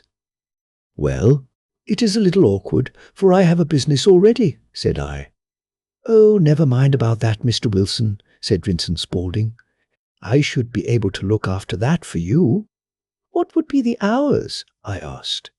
10 to 2. Now, a pawnbroker's business is mostly done of an evening, Mr. Holmes, especially Thursday and Friday evening, which is just before payday, so it would suit me very well to earn a little in the mornings. Besides, I knew that my assistant was a good man, and that he would see to anything that turned up. "That would suit me very well," said I. "And the pay?" "Is 4 a week." "And the work?" "Is purely nominal." "What do you call purely nominal?" "Well, you have to be in the office, or at least in the building, the whole time. If you leave, you forfeit your whole position forever. The will is very clear upon that point. You don't comply with the conditions if you budge from the office during that time." "It's only 4 hours a day, and I should not think of leaving," said I. "No excuse will avail," said Mr. Duncan Ross, "neither sickness, nor business, nor anything else. There you must stay, or you lose your billet." "And the work?" "Is to copy out the Encyclopaedia Britannica. There is the first volume of it in that press. You must find your own ink, pens, and blotting paper, but we provide this table and chair. Will you be ready tomorrow?" "Certainly," I answered. "Then, goodbye, Mr. Jabez Wilson, and let me congratulate you once more on the important position which you had been fortunate enough to gain." He bowed me out of the room, and I went home with my assistant, hardly knowing what to say or do. I was so pleased at my own good fortune.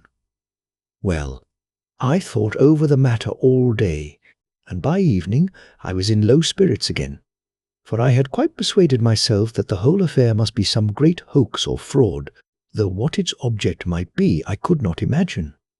It seemed altogether past belief that anyone could make such a will. Or that they would pay such a sum for doing anything so simple as copying out the Encyclopaedia Britannica. Vincent Spaulding did what he could to cheer me up, but by bedtime I had reasoned myself out of the whole thing. However, in the morning I determined to have a look at it anyhow, so I bought a penny bottle of ink, and with a quill pen and 7 sheets of foolscap paper I started off for Pope's Court. Well, to my surprise and delight, everything was as right as possible. The table was set out ready for me, and Mr. Duncan Ross was there to see that I got fairly to work. He started me off upon the letter A, and then he left me, but he would drop in from time to time to see that all was right with me. At 2 o'clock he bade me good day, complimented me upon the amount that I had written, and locked the door of the office after me. This went on day after day, Mr. Holmes, and on Saturday the manager came in and planked down 4 golden sovereigns for my week's work. It was the same next week, and the same the week after. Every morning I was there at 10, and every afternoon I left at 2. By degrees, Mr. Duncan Ross took to coming in only once of a morning, and then, after a time, he did not come in at all. Still, of course, I never dared to leave the room for an instant, for I was not sure when he might come, and the billet was such a good one, and suited me so well, that I would not risk the loss of it. 8 weeks passed away like this, and I had written about abbots and archery and armour and architecture and Attica, and hoped with diligence that I might get on to the bees before very long. It cost me something in foolscap, and I had pretty nearly filled a shelf with my writings. And then suddenly the whole business came to an end. To an end? Yes, sir, and no later than this morning. I went to my work as usual at 10 o'clock, but the door was shut and locked, with a little square of cardboard hammered onto the middle of the panel with a tack. Here it is, and you can read for yourself. He held up a piece of white cardboard about the size of a sheet of notepaper. It read in this fashion: "The Red-Headed League is dissolved." October 9, 1890. Sherlock Holmes and I surveyed this curt announcement and the rueful face behind it, until the comical side of the affair so completely overtopped every other consideration that we both burst out into a roar of laughter. "I cannot see that there is anything very funny," cried our client, flushing up to the roots of his flaming head. "If you can do nothing better than laugh at me, I can go elsewhere." "No, no," cried Holmes, shoving him back into the chair from which he had half risen. "I really wouldn't miss your case for the world. It is most refreshingly unusual. But there is, if you will excuse my saying so, something just a little funny about it. Pray, what steps did you take when you found the card upon the door?" "I was staggered, sir. I did not know what to do. Then I called at the offices round, but none of them seemed to know anything about it. Finally, I went to the landlord, who is an accountant living on the ground floor, and I asked him if he could tell me what had become of the Red-Headed League. He said that he had never heard of any such body. Then I asked him who Mr. Duncan Ross was. He answered that the name was new to him. "Well," said I, "the gentleman at number 4. "What? The red-headed man?" "Yes." "Oh," said he, "his name was William Morris. He was a solicitor, and was using my room as a temporary convenience until his new premises were ready. He moved out yesterday." "Where could I find him?" "Oh, at his new offices. He did tell me the address. Yes, 17 King Edward Street, near St. Paul's. I started off, Mr. Holmes, but when I got to that address it was a manufactory of artificial kneecaps, and no one in it had ever heard of either Mr. William Morris or Mr. Duncan Ross." "And what did you do then?" asked Holmes. "I went home to Saxe-Coburg Square, and I took the advice of my assistant, but he could not help me in any way. He could only say that if I waited, I should hear by post. But that was not quite good enough, Mr. Holmes. I did not wish to lose such a place without a struggle, so, as I had heard that you were good enough to give advice to poor folk who were in need of it, I came right away to you." "And you did very wisely," said Holmes. "Your case is an exceedingly remarkable one, and I shall be happy to look into it. From what you have told me, I think that it is possible that graver issues hang from it than might at first sight appear." "Grave enough," said Mr. Jabez Wilson. "Why, I have lost £4 a week." "As far as you are personally concerned," remarked Holmes, "I do not see that you have any grievance against this extraordinary league. On the contrary, you are, as I understand, richer by some 30, to say nothing of the minute knowledge which you have gained on every subject which comes under the letter A. You have lost nothing by them." "No, sir, but I want to find out about them, and who they are, and what their object was in playing this prank. If it was a prank upon me, it was a pretty expensive joke for them, for it cost them £32. We shall endeavour to clear up these points for you. And, first, 1 or 2 questions, Mr. Wilson. This assistant of yours who first called your attention to the advertisement, how long had he been with you?" "About a month, then." "How did he come?" "In answer to an advertisement." "Was he the only applicant?" "No, I had a dozen." "Why did you pick him?" "Because he was handy and would come cheap, at half wages, in fact." "Yes. What is he like, this Vincent Spaulding?" "Small, stout-built, very quick in his ways, no hair on his face, though he's not short of 30. Has a white splash of acid upon his forehead." Holmes sat up in his chair in considerable excitement. "I thought as much," said he. "Have you ever observed that his ears are pierced for earrings?" "Yes, sir. He told me that a gypsy had done it for him when he was a lad." "Hum," said Holmes, sinking back in deep thought. "He is still with you?" "Oh, yes, sir. I have only just left him." "And has your business been attended to in your absence?" "Nothing to complain of, sir. There's never very much to do of a morning." "That will do, Mr. Wilson. I shall be happy to give you an opinion upon the subject in the course of a day or 2. Today is Saturday, and I hope that by Monday we may come to a conclusion." "Well, Watson," said Holmes when our visitor had left us, "what do you make of it all?" "I make nothing of it," I answered frankly. "It is a most mysterious business." "As a rule," said Holmes, "the more bizarre a thing is, the less mysterious it proves to be. It is your commonplace, featureless crimes which are really puzzling, just as a commonplace face is the most difficult to identify." "But I must be prompt over this matter." "What are you going to do, then?"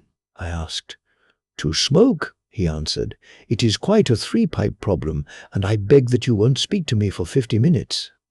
He curled himself up in his chair, with his thin knees drawn up to his hawk-like nose, and there he sat, with his eyes closed, and his black clay pipe thrusting out like the bill of some strange bird. I had come to the conclusion that he had dropped asleep, and indeed was nodding myself, when he suddenly sprang out of his chair, with the gesture of a man who has made up his mind, and put his pipe down upon the mantelpiece. "Sarasate plays at the St. James's Hall this afternoon," he remarked. "What do you think, Watson? Could your patients spare you for a few hours?" "I have nothing to do today." "My practice is never very absorbing." "Then put on your hat and come. I am going through the city first, and we can have some lunch on the way. I observe that there is a good deal of German music on the programme, which is rather more to my taste than Italian or French. It is introspective, and I want to introspect. Come along."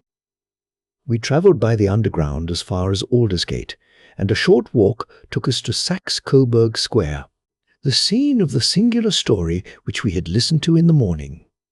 It was a poky, little, shabby-genteel place, where 4 lines of dingy 2-storied brick houses looked out into a small railed-in enclosure, where a lawn of weedy grass and a few clumps of faded laurel bushes made a hard fight against a smoke-laden and uncongenial atmosphere. 3 gilt balls and a brown board with Jabe E. Wilson in white letters upon a corner house announced the place where our red-headed client carried on his business. Sherlock Holmes stopped in front of it with his head on one side and looked it all over, with his eyes shining brightly between puckered lids. Then he walked slowly up the street and then down again to the corner, still looking keenly at the houses. Finally he returned to the pawnbroker's and, having thumped vigorously upon the pavement with his stick 2 or 3 times, he went up to the door and knocked. It was instantly opened by a bright-looking, clean-shaven young fellow, who asked him to step in. "Thank you," said Holmes. "I only wished to ask you how you would go from here to the Strand." "3rd right, 4th left," answered the assistant promptly, closing the door. "Smart fellow that," observed Holmes as we walked away. "He is, in my judgment, the 4th smartest man in London, and for daring, I am not sure that he has not a claim to be 3rd. I have known something of him before." "Evidently," said I, "Mr. Wilson's assistant counts for a good deal in this mystery of the Red-Headed League. I am sure that you inquired your way merely in order that you might see him." "Not him." "What then?"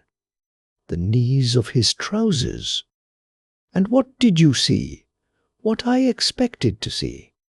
"Why did you beat the pavement?" "My dear doctor, this is a time for observation, not for talk. We are spies in an enemy's country. We know something of Saxe-Coburg Square. Let us now explore the parts which lie behind it.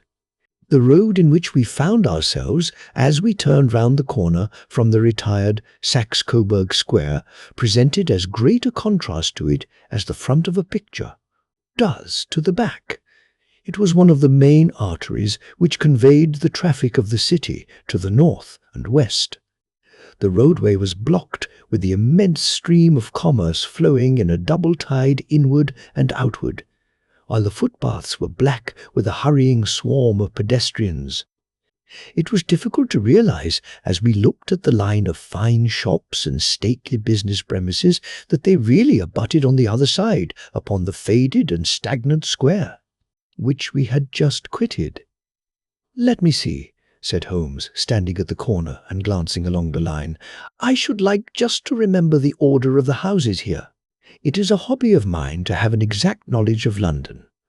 There is Mortimer's, the tobacconist, the little newspaper shop, the Coburg branch of the City and Suburban Bank, the vegetarian restaurant, and McFarlane's carriage-building depot. That carries us right on to the other block. And now, Doctor, we've done our work, so it's time we had some play. A sandwich and a cup of coffee, and then off to Violin Land, where all is sweetness and delicacy and harmony, and there are no red-headed clients to vex us with their conundrums.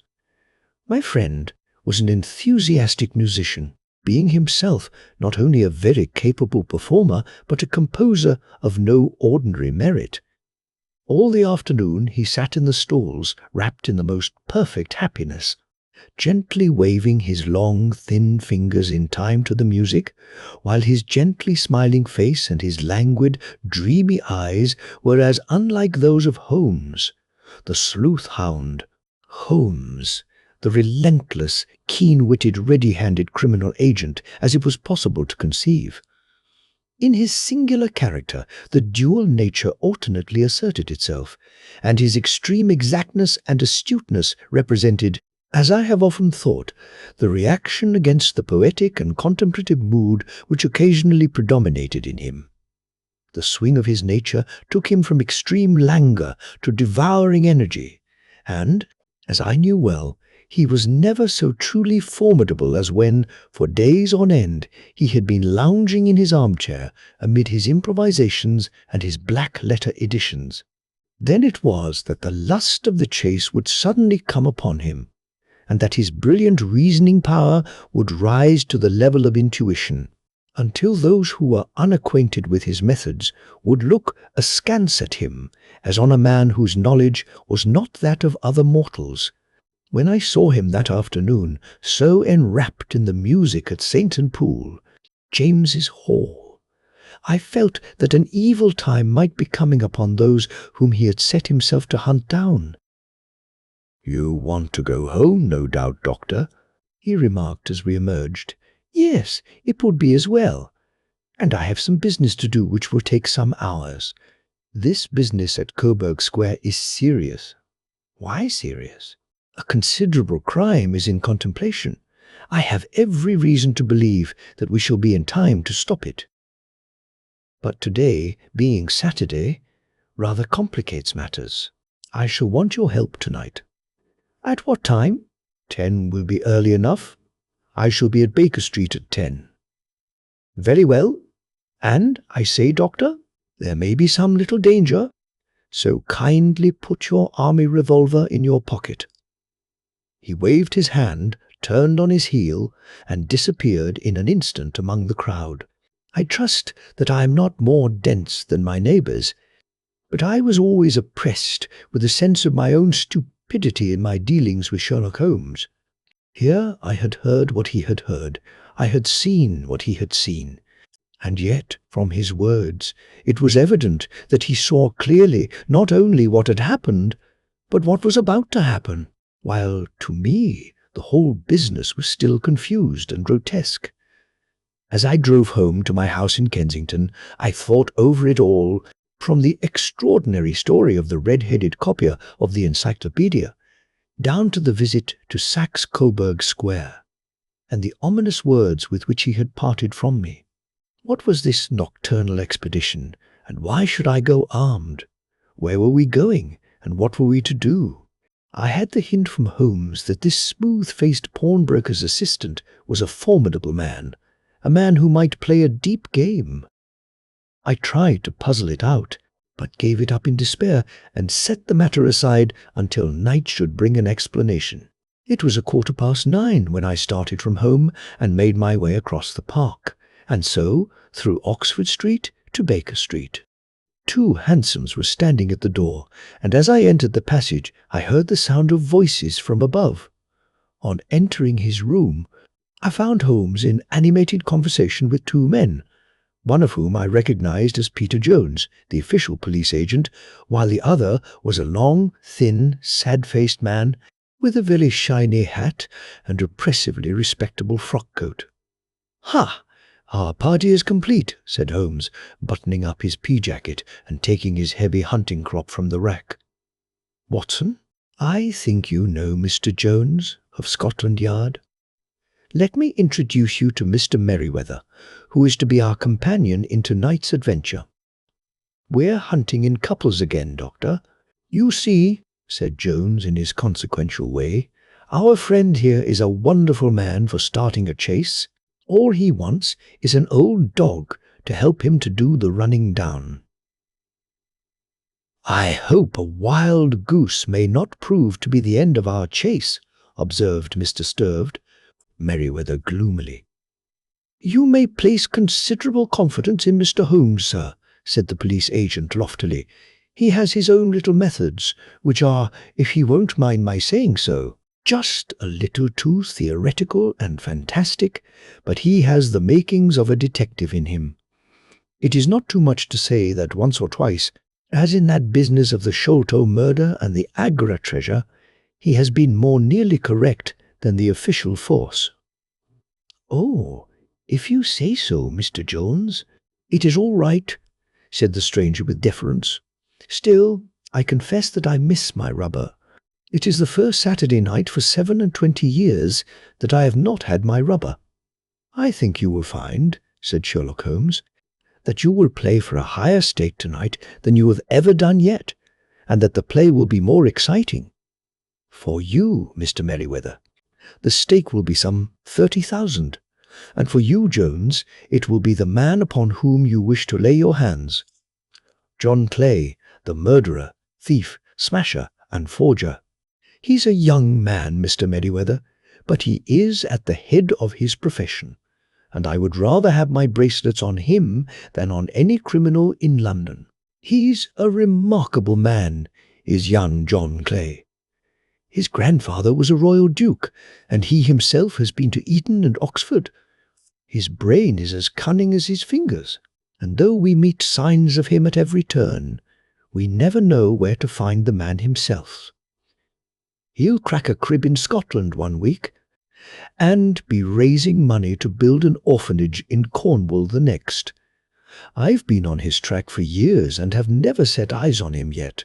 I hope that I may have the pleasure of introducing you tonight. I've had one or two little turns also with Mr. John Clay, and I agree with you that he is at the head of his profession. It is past 10, however, and quite time that we started. If you two will take the first hansom, Watson and I will follow in the second. Sherlock Holmes was not very communicative during the long drive and lay back in the cab humming the tunes which he had heard in the afternoon. We rattled through an endless labyrinth of gas-lit streets until we emerged into Farrington Street. "We are close there now," my friend remarked. "This fellow Merriweather is a bank director, and personally interested in the matter. I thought it as well to have Jones with us also. He is not a bad fellow, though an absolute imbecile in his profession. He has one positive virtue. He is as brave as a bulldog and as tenacious as a lobster if he gets his claws upon anyone. Here we are, and they are waiting for us." We had reached the same crowded thoroughfare in which we had found ourselves in the morning. Our cabs were dismissed, and, following the guidance of Mr. Merriweather, we passed down a narrow passage and through a side door which he opened for us. Within, there was a small corridor which ended in a very massive iron gate. This also was opened and led down a flight of winding stone steps which terminated at another formidable gate. Mr. Merriweather stopped to light a lantern and then conducted us down a dark, earth-smelling passage, and so, after opening a third door, into a huge vault or cellar which was piled all round with crates and massive boxes. "You are not very vulnerable from above," Holmes remarked as he held up the lantern and gazed about him. "Nor from below," said Mr. Merriweather, striking his stick upon the flags which lined the floor. "Why, dear me, it sounds quite hollow," he remarked, looking up in surprise. "I must really ask you to be a little more quiet," said Holmes severely. "You have already imperilled the whole success of our expedition. Might I beg that you would have the goodness to sit down upon one of those boxes and not to interfere?"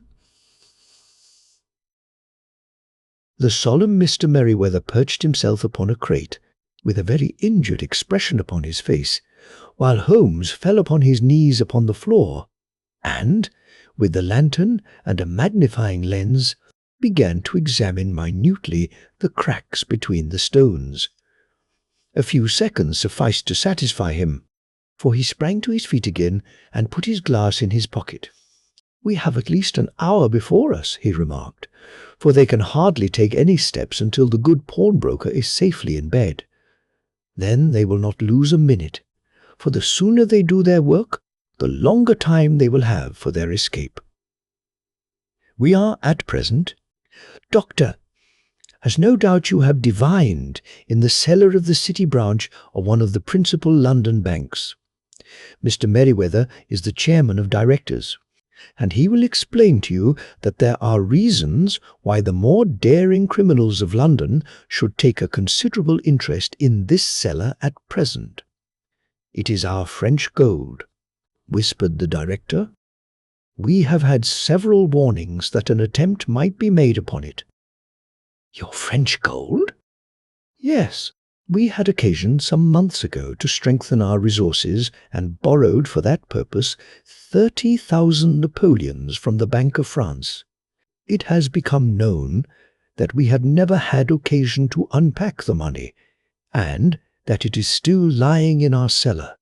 The crate upon which I sit contains 2,000 Napoleons packed between layers of lead foil. Our reserve of bullion is much larger at present than is usually kept in a single branch office, and the directors have had misgivings upon the subject." "Which were very well justified," observed Holmes. "And now it is time that we arranged our little plans. I expect that within an hour matters will come to a head. In the meantime, Mr. Merriweather, we must put the screen over that dark lantern." "And sit in the dark?" "I am afraid so. I had brought a pack of cards in my pocket, and I thought that, as we were a partie carré, you might have your rubber after all. But I see that the enemy's preparations have gone so far that we cannot risk the presence of a light. And, first of all, we must choose our positions. These are daring men, and though we shall take them at a disadvantage, they may do us some harm unless we are careful. I shall stand behind this crate, and do you conceal yourselves behind those. Then, when I flash a light upon them, close in swiftly. If they fire, Watson, have no compunction about shooting them down." I placed my revolver, cocked, upon the top of the wooden case behind which I crouched. Holmes shot the slide across the front of his lantern and left us in pitch darkness. Such an absolute darkness as I have never before experienced. The smell of hot metal remained to assure us that the light was still there, ready to flash out at a moment's notice. To me, with my nerves worked up to a pitch of expectancy, there was something depressing and subduing in the sudden gloom, and in the cold, dank air of the vault. "They have but one retreat," whispered Holmes. "That is back through the house into Saxe-Coburg Square. I hope that you have done what I asked you, Jones. I have an inspector and 2 officers waiting at the front door. Then we have stopped all the holes. And now we must be silent and wait." What a time it seemed! From comparing notes afterwards, it was but an hour and a quarter. Yet it appeared to me that the night must have almost gone, and the dawn be breaking above us. My limbs were weary and stiff, for I feared to change my position, yet my nerves were worked up to the highest pitch of tension, and my hearing was so acute that I could not only hear the gentle breathing of my companions, but I could distinguish the deeper, heavier in breath of the bulky Jones from the thin, sighing note of the bank director. From my position, I could look over the case in the direction of the floor. Suddenly my eyes caught the glint of a light. At first it was but a lurid spark upon the stone pavement.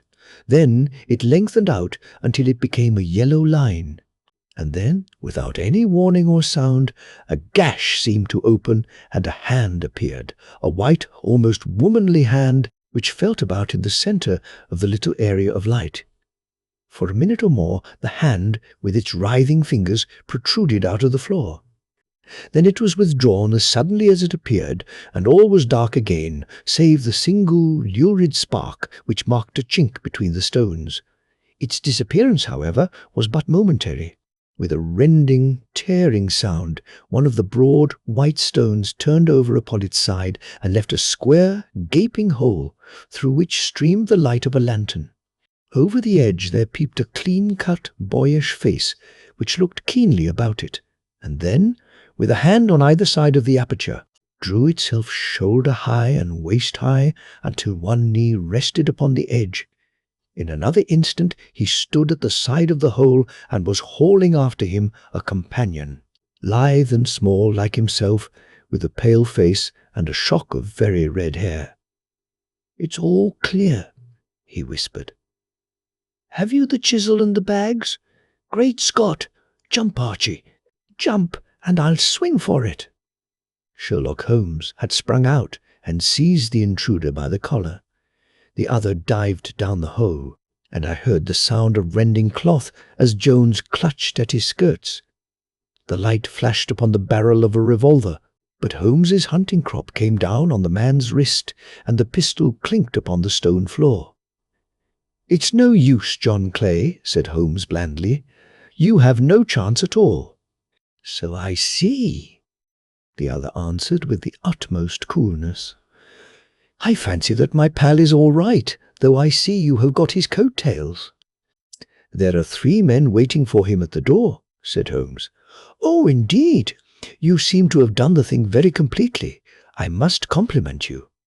"And I, you," Holmes answered. "Your red-headed idea was very new and effective." "You'll see your pal again presently," said Jones.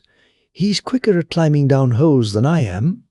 Just hold out while I fix the derbies." "I beg that you will not touch me with your filthy hands," remarked our prisoner, as the handcuffs clattered upon his wrists.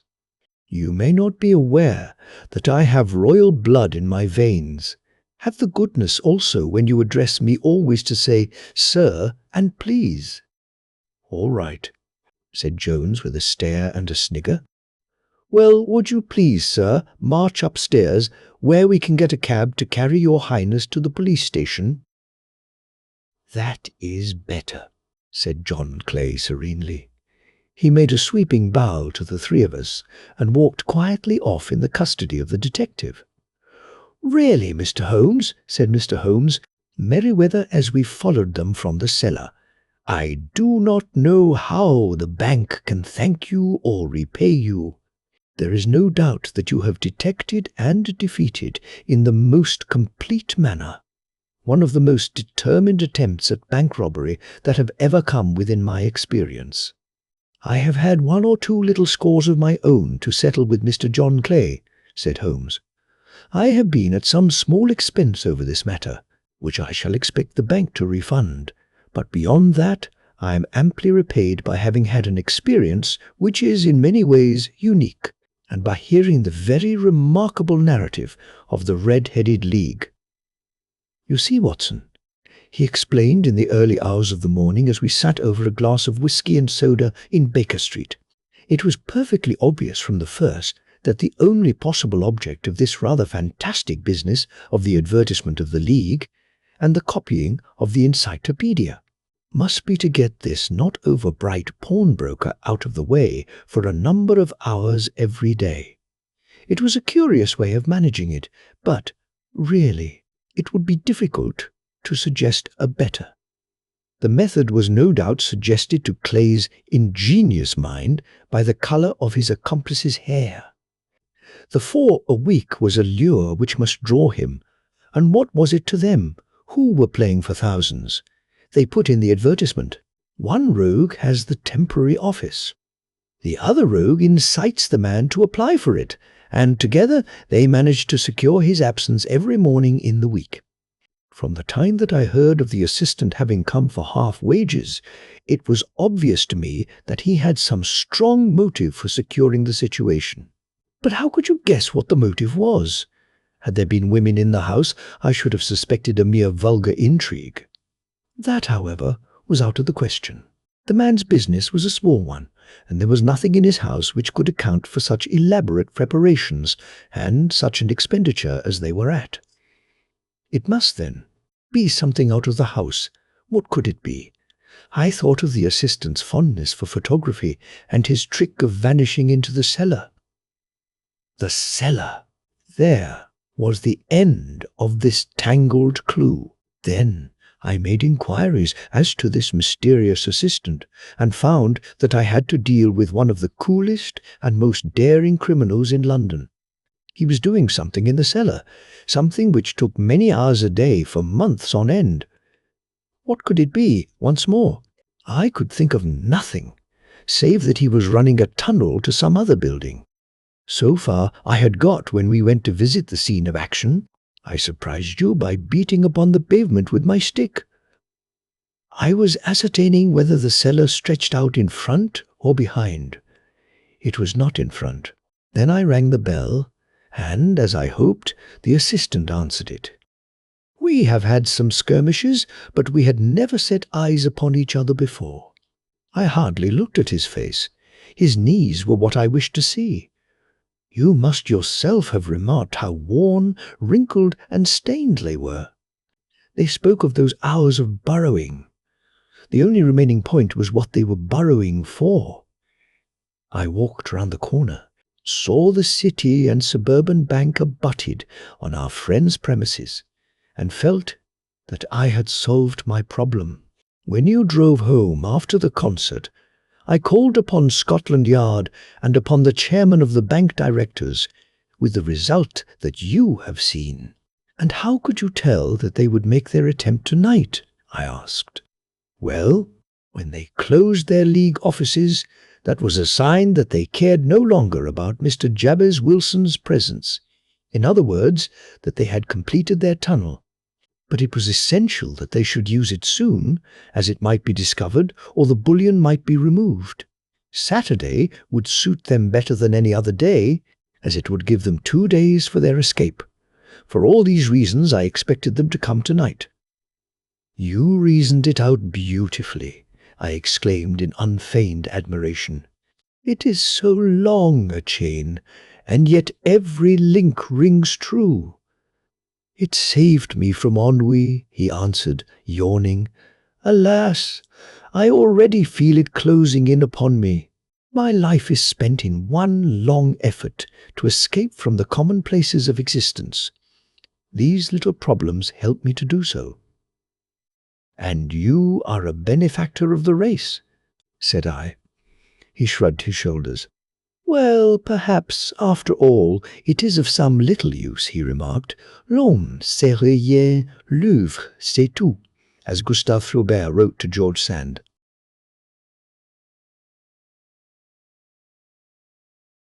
A case of identity. My dear fellow, said Sherlock Holmes as we sat on either side of the fire in his lodgings at Baker Street, life is infinitely stranger than anything which the mind of man could invent. We would not dare to conceive the things which are really mere commonplaces of existence. If we could fly out of that window hand in hand, hover over this great city, gently remove the roofs, and peep in at the queer things which are going on, the strange coincidences, the plannings, the cross-purposes, the wonderful chains of events working through generations and leading to the most outrageous results, it would make all fiction, with its conventionalities and foreseen conclusions, most stale and unprofitable. And yet I am not convinced of it, I answered. The cases which come to light in the papers are, as a rule, bald enough and vulgar enough. We have, in our police reports, realism pushed to its extreme limits, and yet the result is, it must be confessed, neither fascinating nor artistic. A certain selection and discretion must be used in producing a realistic effect, remarked Holmes. This is wanting in the police report, where more stress is laid, perhaps, upon the platitudes of the magistrate than upon the details, which, to an observer, contain the vital essence of the whole matter. Depend upon it, there is nothing so unnatural as the commonplace. I smiled and shook my head. I can quite understand your thinking so, I said. Of course, in your position of unofficial adviser and helper to everybody who is absolutely puzzled, throughout 3 continents, you are brought in contact with all that is strange and bizarre. But here— I picked up the morning paper from the ground. Let us put it to a practical test. Here is the first heading upon which I come. A husband's cruelty to his wife. There is half a column of print, but I know without reading it that it is all perfectly familiar to me. There is, of course, the other woman, the drink, the push, the blow, the bruise, the sympathetic sister or landlady. The crudest of writers could invent nothing more crude. Indeed, your example is an unfortunate one for your argument, said Holmes, taking the paper and glancing his eye down it. This is the Dundas separation case, and, as it happens, I was engaged in clearing up some small points in connection with it. The husband was a teetotaler. There was no other woman, and the conduct complained of was that he had drifted into the habit of winding up every meal by taking out his false teeth and hurling them at his wife, which, you will allow, is not an action likely to occur to the imagination of the average storyteller. Take a pinch of snuff, Doctor, and acknowledge that I have scored over you in your example." He held out his snuff-box of old gold, with a great amethyst in the centre of the lid. Its splendour was in such contrast to his homely ways and simple life that I could not help commenting upon it. "Ah," said he, "I forgot that I had not seen you for some weeks. It is a little souvenir from the King of Bohemia in return for my assistance in the case of the Irene Adler papers." "And the ring?" I asked, glancing at a remarkable brilliant which sparkled upon his finger. "It was from the reigning family of Holland, though the matter in which I served them was of such delicacy that I cannot confide it even to you, who had been good enough to chronicle one or two of my little problems." "And have you any on hand just now?" I asked with interest. "Some 10 or 12, but none which present any feature of interest. They are important, you understand, without being interesting. Indeed, I have found that it is usually in unimportant matters that there is a field for the observation and for the quick analysis of cause and effect which gives the charm to an investigation. The larger crimes are apt to be the simpler, for the bigger the crime, the more obvious, as a rule, is the motive. In these cases, save for one rather intricate matter which has been referred to me from Marseille, there is nothing which presents any features of interest. It is possible, however, that I may have something better before very many minutes are over, for this is one of my clients, or I am much mistaken." He had risen from his chair and was standing between the parted blinds, gazing down into the dull, neutral-tinted London street. Looking over his shoulder, I saw that on the pavement opposite there stood a large woman with a heavy fur boa round her neck, and a large, curling red feather in a broad-brimmed hat which was tilted in a coquettish Duchess of Devonshire fashion over her ear. From under this great panoply she peeped up in a nervous, hesitating fashion at our windows, while her body oscillated backward and forward, and her fingers fidgeted with her glove buttons. Suddenly, with a plunge, as of the swimmer who leaves the bank, she hurried across the road, and we heard the sharp clang of the bell. "I have seen those symptoms before," said Holmes, throwing his cigarette into the fire. "Oscillation upon the pavement always means an affaire de coeur. She would like advice, but is not sure that the matter is not too delicate for communication. And yet, even here we may discriminate. When a woman has been seriously wronged by a man, she no longer oscillates, and the usual symptom is a broken bell wire. Here we may take it that there is a love matter, but that the maiden is not so much angry as perplexed or grieved. But here she comes in person to resolve our doubts." As he spoke, there was a tap at the door, and the boy in buttons entered to announce Miss Mary Sutherland, while the lady herself loomed behind his small black figure like a full-sailed merchantman behind a tiny pilot-boat. Sherlock Holmes welcomed her with the easy courtesy for which he was remarkable, and, having closed the door and bowed her into an armchair, he looked her over in the minute and yet abstracted fashion which was peculiar to him. "Do you not find," he said, "that with your short sight it is a little trying to do so much typewriting?" "I did at first," she answered, "but now I know where the letters are without looking." Then, suddenly realizing the full purport of his words, she gave a violent start and looked up with fear and astonishment upon her broad, good-humoured face. "You've heard about me, Mr. Holmes," she cried. "Else how could you know all that?" "Never mind," said Holmes, laughing. "It is my business to know things. Perhaps I have trained myself to see what others overlook. If not, why should you come to consult me?" I came to you, sir, because I heard of you from Mrs. Etheredge, whose husband you found so easy when the police and everyone had given him up for dead. Oh, Mr. Holmes, I wish you would do as much for me. I'm not rich, but still I have 100 a year in my own right, besides the little that I make by the machine, and I would give it all to know what has become of Mr. Hosmer Angel." "Why did you come away to consult me in such a hurry?" asked Sherlock Holmes, with his fingertips together and his eyes to the ceiling.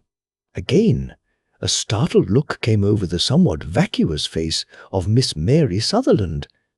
"Yes, I did bang out of the house," she said, "for it made me angry to see the easy way in which Mr. Windibank, that is, my father, took it all.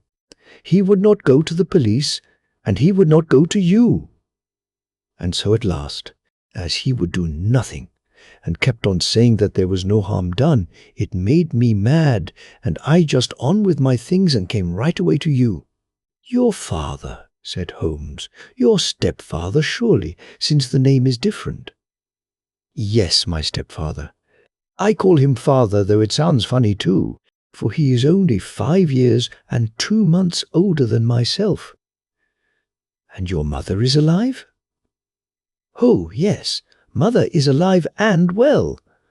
I wasn't best pleased, Mr. Holmes, when she married again so soon after father's death, and a man who was nearly 15 years younger than herself. Father was a plumber in the Tottenham Court Road, and he left a tidy business behind him, which mother carried on with Mr. Hardy, the foreman. But when Mr. Windibank came, he made her sell the business, for he was very superior, being a traveller in wines. They got 4,700 for the goodwill and interest, which wasn't near as much as father could have got if he had been alive. I had expected to see Sherlock Holmes impatient under this rambling and inconsequential narrative, but, on the contrary, he had listened with the greatest concentration of attention. "Your own little income?" he asked. "Does it come out of the business?" "Oh, no, sir. It is quite separate and was left me by my Uncle Ned in Auckland. It is in New Zealand stock, paying 4% £2,500 was the amount, but I can only touch the interest." "You interest me extremely," said Holmes, "and since you draw so large a sum as 100 a year, with what you earn into the bargain, you no doubt travel a little and indulge yourself in every way. I believe that a single lady can get on very nicely upon an income of about 60. I could do with much less than that, Mr. Holmes, but you understand that as long as I live at home, I don't wish to be a burden to them, and so they have the use of the money just while I am staying with them. Of course, that is only just for the time. Mr. Windibank draws my interest every quarter and pays it over to mother, and I find that I can do pretty well with what I earn at typewriting. It brings me 2 pence a sheet, and I can often do from 15 to 20 sheets in a day." "You have made your position very clear to me," said Holmes. "This is my friend, Dr. Watson, before whom you can speak as freely as before myself. Kindly tell us now all about your connection with Mr. Hosmer Angel." A flush stole over Miss Sutherland's face, and she picked nervously at the fringe of her jacket. "I met him first at the gasfitters' ball," she said. "They used to send father tickets when he was alive, and then afterwards they remembered us and sent them to mother. Mr. Windibank did not wish us to go. He never did wish us to go anywhere. He would get quite mad if I wanted so much as to join a Sunday school treat. But this time I was set on going, and I would go, for what right had he to prevent? He said the folk were not fit for us to know, when all father's friends were to be there. And he said that I had nothing fit to wear, when I had my purple plush that I had never so much as taken out of the drawer. At last, when nothing else would do, he went off to France upon the business of the firm, but we went, mother and I, with Mr. Hardy, who used to be our foreman, and it was there I met Mr. Hosmer Angel." "I suppose," said Holmes, "that when Mr. Windybank came back from France, he was very annoyed at your having gone to the ball." "Oh, well, he was very good about it. He laughed, I remember, and shrugged his shoulders and said there was no use denying anything to a woman, for she would have her way." "I see. Then at the gasfitter's ball you met, as I understand, a gentleman called Mr. Hosmer Angel." "Yes, sir. I met him that night, and he called next day to ask if we had got home all safe, and after that we met him. That is to say, Mr. Holmes, I met him twice for walks, but after that father came back again, and Mr. Hosmer Angel could not come to the house any more." "No? Well, you know father didn't like anything of the sort.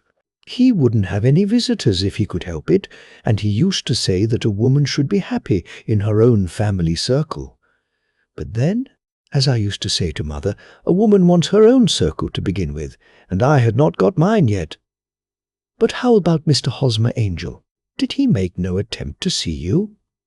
"Well, father was going off to France again in a week, and Hosmer wrote and said that it would be safer and better not to see each other until he had gone. We could write in the meantime, and he used to write every day. I took the letters in the morning, so there was no need for father to know." "Were you engaged to the gentleman at this time?" "Oh, yes, Mr. Holmes. We were engaged after the first walk that we took. Hosmer, Mr. Angel, was a cashier in an office in Leadenhall Street, and—" "What office?" "That's the worst of it, Mr. Holmes. I don't know." "Where did he live, then?" "He slept on the premises." "And you don't know his address?" "No." "Except that it was Leadenhall Street." "Where did you address your letters, then?" "To the Leadenhall Street post office, to be left till called for." He said that if they were sent to the office he would be chaffed by all the other clerks about having letters from a lady. So I offered to typewrite them, like he did his, but he wouldn't have that, for he said that when I wrote them they seemed to come from me. But when they were typewritten, he always felt that the machine had come between us. That will just show you how fond he was of me, Mr. Holmes, and the little things that he would think of." "It was most suggestive," said Holmes. "It has long been an axiom of mine that the little things are infinitely the most important. Can you remember any other little things about Mr. Hosmer Angel?" "He was a very shy man, Mr. Holmes. He would rather walk with me in the evening than in the daylight, for he said that he hated to be conspicuous. Very retiring and gentlemanly he was. Even his voice was gentle.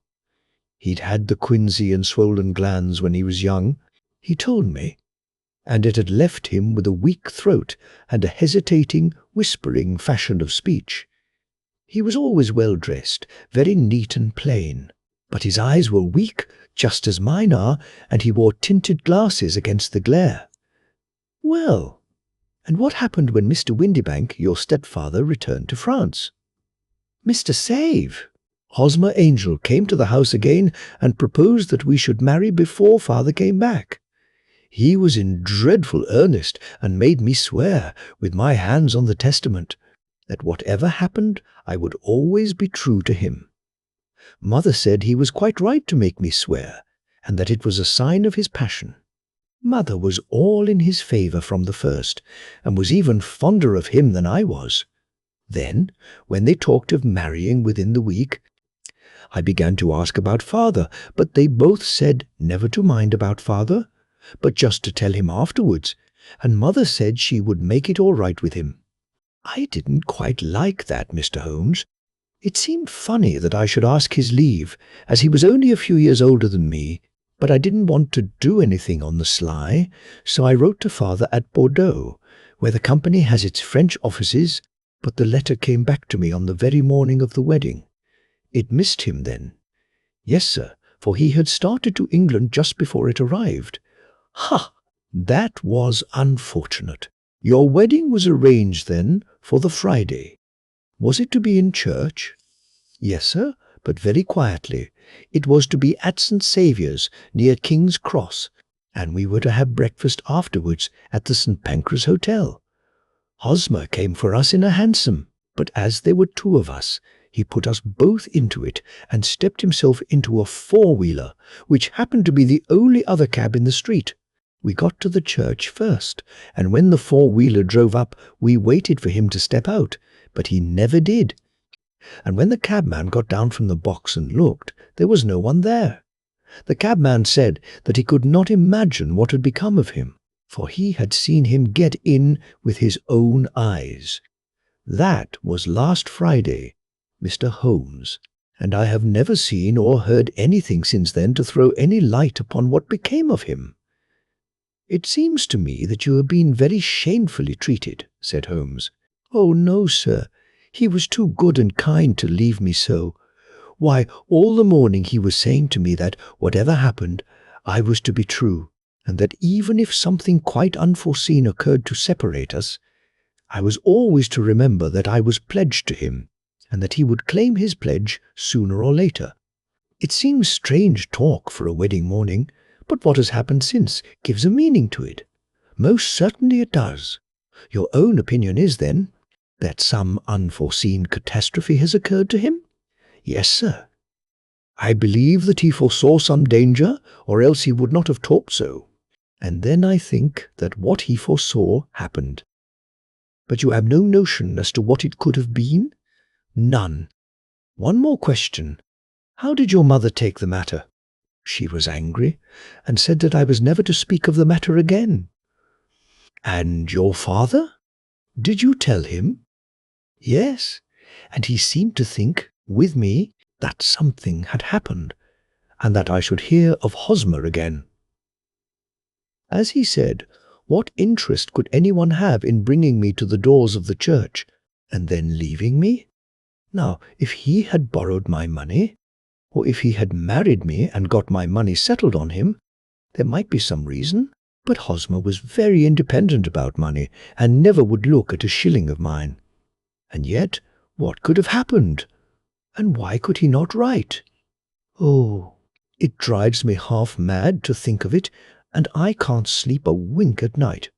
She pulled a little handkerchief out of her muff and began to sob heavily into it. I shall glance into the case for you, said Holmes, rising, and I have no doubt that we shall reach some definite result. Let the weight of the matter rest upon me now, and do not let your mind dwell upon it further. Above all, try to let Mr. Hosmer Angel vanish from your memory, as he has done from your life. Then you don't think I'll see him again? I fear not. Then what has happened to him? You will leave that question in my hands.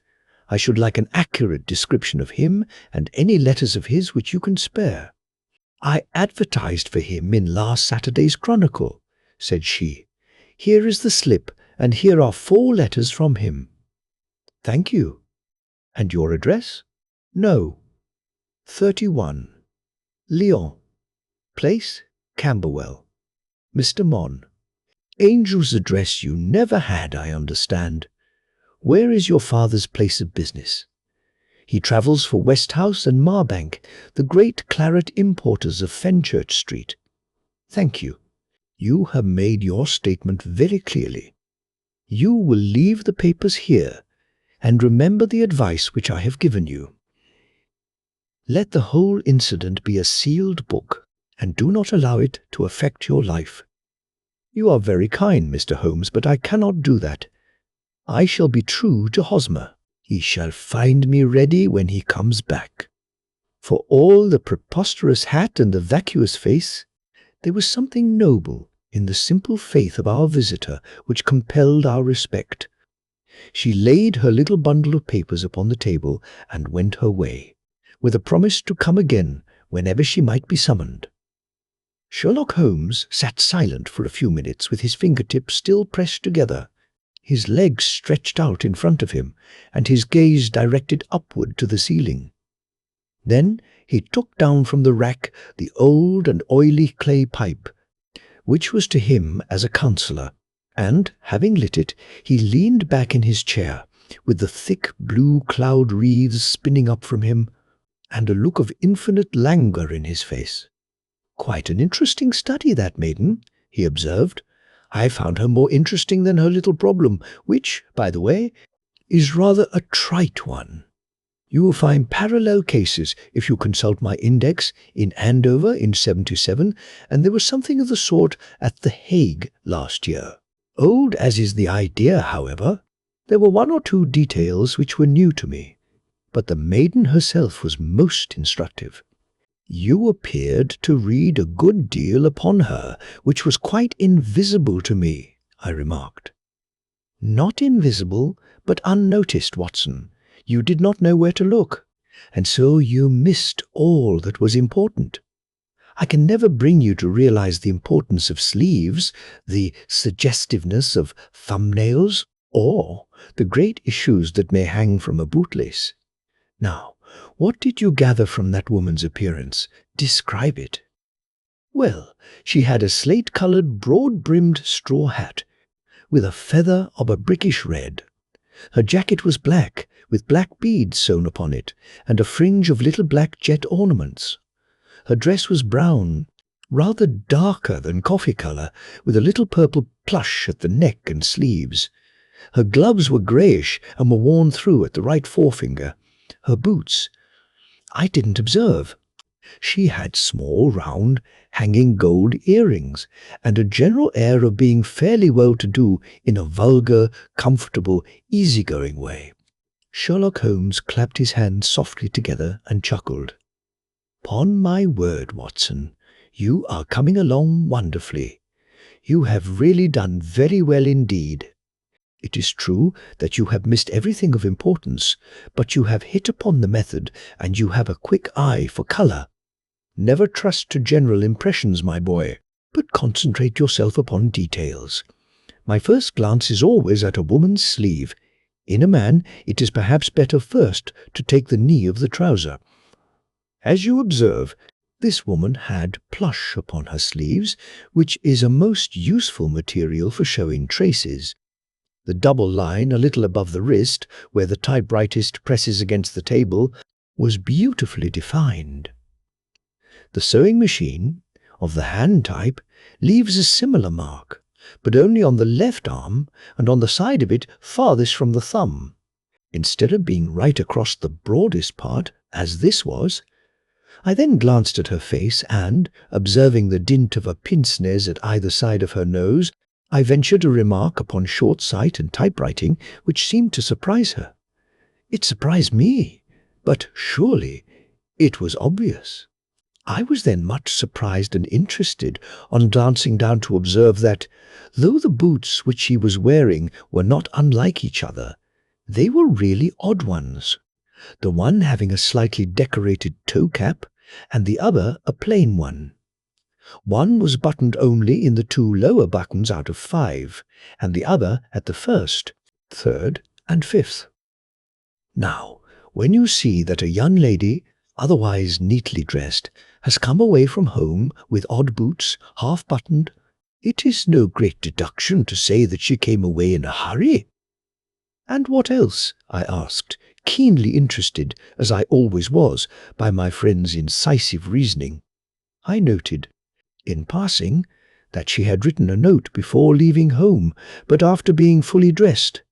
You observed that her right glove was torn at the forefinger, but you did not apparently see that both glove and finger were stained with violet ink. She had written in a hurry and dipped her pen too deep. It must have been this morning, or the mark would not remain clear upon the finger. All this is amusing, though rather elementary. But I must go back to business, Watson. Would you mind reading me the advertised description of Mr. Hosmer Angel?" I held the little printed slip to the light.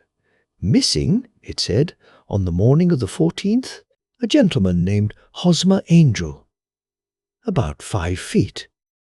7 in height, strongly built, sallow complexion, black hair, a little bald in the centre, bushy, black side whiskers and moustache, tinted glasses, slight infirmity of speech. Was dressed, when last seen, in black frock coat faced with silk, black waistcoat, gold, Albert chain, and grey Harris tweed trousers, with brown gaiters over elastic-sided boots, known to have been employed in an office in Leadenhall Street. Anybody bringing and see. That will do, said Holmes. As to the letters, he continued, glancing over them, they are very commonplace. Absolutely no clue in them to Mr. Angel, save that he quotes Balzac once. There is one remarkable point, however, which will no doubt strike you. They are typewritten, I remarked. Not only that, but the signature is typewritten. Look at the neat little Hosmer Angel at the bottom. There is a date, you see, but no superscription except Leadenhall Street, which is rather vague. The point about the signature is very suggestive. In fact, we may call it conclusive. Of what? My dear fellow, is it possible you do not see how strongly it bears upon the case? I cannot say that I do, unless it were that he wished to be able to deny his signature if an action for breach of promise were instituted. No, that was not the point. However, I shall write 2 letters, which should settle the matter. One is to a firm in the city, the other is to the young lady's stepfather, Mr. Windibank, asking him whether he could meet us here at 6 o'clock tomorrow evening. It is just as well that we should do business with the male relatives. And now, Doctor, we can do nothing until the answers to those letters come, so we may put our little problem upon the shelf for the interim. I had had so many reasons to believe in my friend's subtle powers of reasoning and extraordinary energy in action, that I felt that he must have some solid grounds for the assured and easy demeanour with which he treated the singular mystery which he had been called upon to fathom. Once only had I known him to fail, in the case of the King of Bohemia and of the Irene Adler photograph, but when I looked back to the weird business at the Sign of 4, and the extraordinary circumstances connected with the study in scarlet, I felt that it would be a strange tangle indeed which he could not unravel. I left him then, still puffing at his black clay pipe, with the conviction that when I came again on the next evening, I would find that he held in his hands all the clues which would lead up to the identity of the disappearing bridegroom of Miss Mary Sutherland. A professional case of great gravity was engaging my own attention at the time, and the whole of next day I was busy at the bedside of the sufferer. It was not until close upon 6 o'clock that I found myself free and was able to spring into a hansom and drive to Baker Street, half afraid that I might be too late to assist at the denouement of the little mystery. I found Sherlock Holmes alone, however, half asleep, with his long, thin form curled up in the recesses of his armchair. A formidable array of bottles and test tubes, with the pungent, cleanly smell of hydrochloric acid, told me that he had spent his day in the chemical work which was so dear to him. "Well, have you solved it?" I asked as I entered. "Yes, it was the bisulfate of baryta." No, the mystery!" I cried. "Oh, that!" I thought of the salt that I had been working upon. There was never any mystery in the matter, though, as I said yesterday, some of the details are of interest. The only drawback is that there is no law, I fear, that can touch the scoundrel. Who was he, then, and what was his object in deserting Miss Sutherland? The question was hardly out of my mouth, and Holmes had not yet opened his lips to reply when we heard a heavy footfall in the passage and a tap at the door. "This is the girl's stepfather, Mr. James Windibank," said Holmes. "He has written to me to say that he would be here at 6. Come in." The man who entered was a sturdy, middle-sized fellow, some 30 years of age, clean-shaven and sallow-skinned, with a bland, insinuating manner and a pair of wonderfully sharp and penetrating grey eyes. He shot a questioning glance at each of us, placed his shiny top hat upon the sideboard, and with a slight bow, sidled down into the nearest chair. "Good evening, Mr. James Windibank," said Holmes. "I think that this typewritten letter is from you, in which you made an appointment with me for 6 o'clock. Yes, sir. I am afraid that I am a little late, but I am not quite my own master, you know. I am sorry that Miss Sutherland has troubled you about this little matter, for I think it is far better not to wash linen of the sort in public.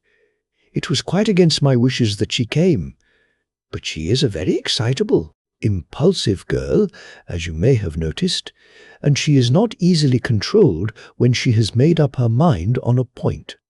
Of course, I did not mind you so much, as you are not connected with the official police, but it is not pleasant to have a family misfortune like this noised abroad. Besides, it is a useless expense, for how could you possibly find this Hosmer Angel?" "On the contrary," said Holmes quietly, "I have every reason to believe that I will succeed in discovering Mr. Hosmer Angel." Mr. Hosmer Angel. Windibank gave a violent start and dropped his gloves. "I am delighted to hear it," he said. "It is a curious thing," remarked Holmes, "that a typewriter has really quite as much individuality as a man's handwriting. Unless they are quite new, no two of them write exactly alike. Some letters get more worn than others, and some wear only on one side. Now, you remark in this note of yours, Mr. Windibank, that in every case there is some little slurring over of the E and a slight defect in the tail of the There are 14 other characteristics, but those are the more obvious. We do all our correspondence with this machine at the office, and no doubt it is a little worn," our visitor answered, glancing keenly at Holmes with his bright little eyes. "And now I will show you what is really a very interesting study, Mr. Windibank," Holmes continued. "I think of writing another little monograph some of these days on the typewriter and its relation to crime. It is a subject to which I have devoted some little attention.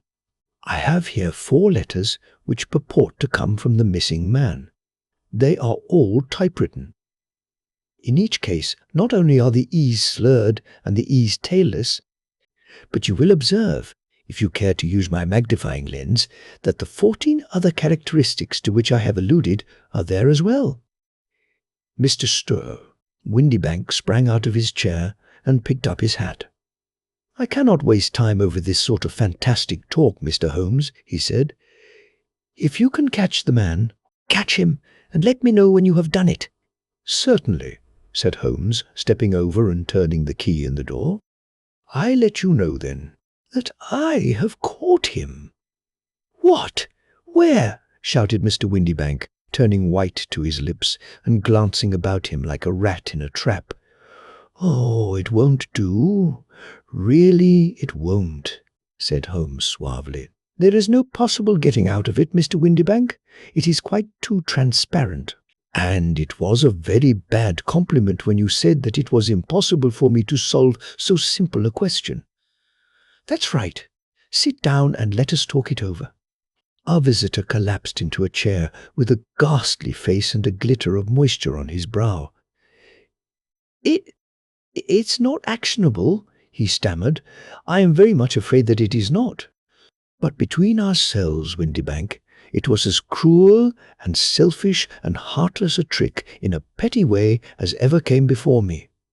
Now, let me just run over the course of events, and you will contradict me if I go wrong."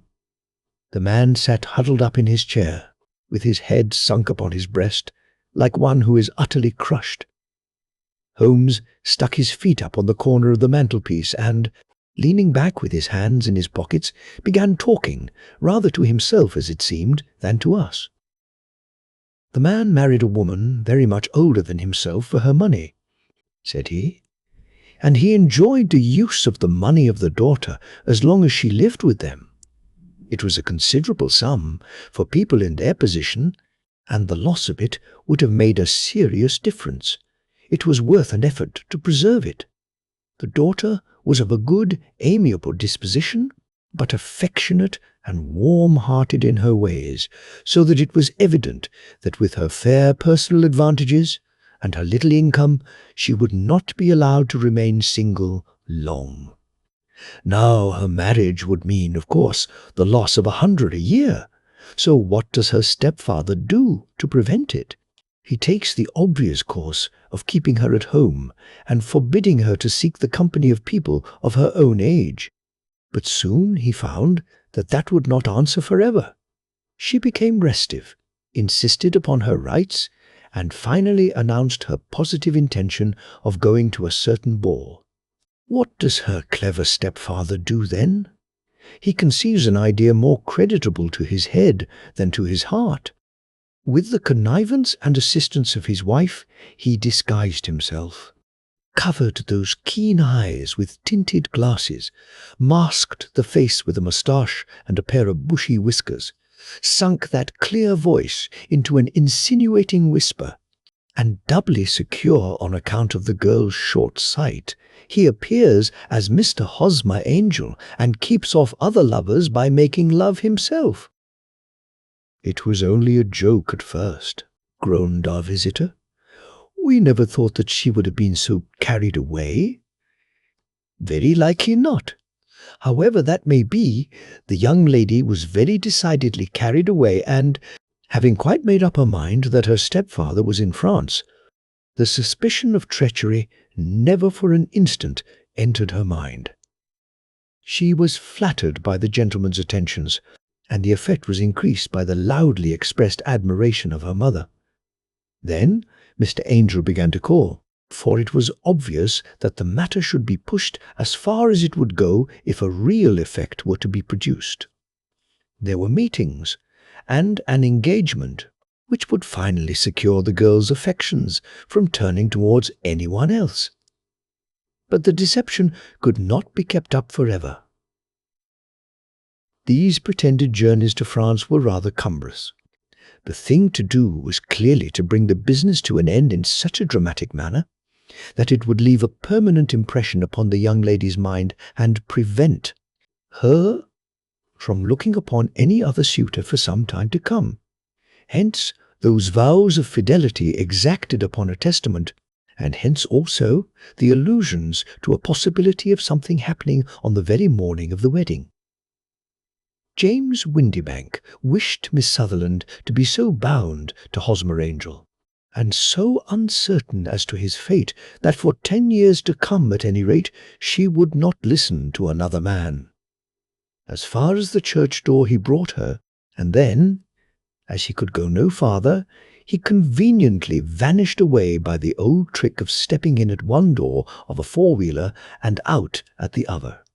I think that was the chain of events, Mr. Windybank. Our visitor had recovered something of his assurance while Holmes had been talking, and he rose from his chair now with a cold sneer upon his pale face. "It may be so, or it may not, Mr. Holmes," said he.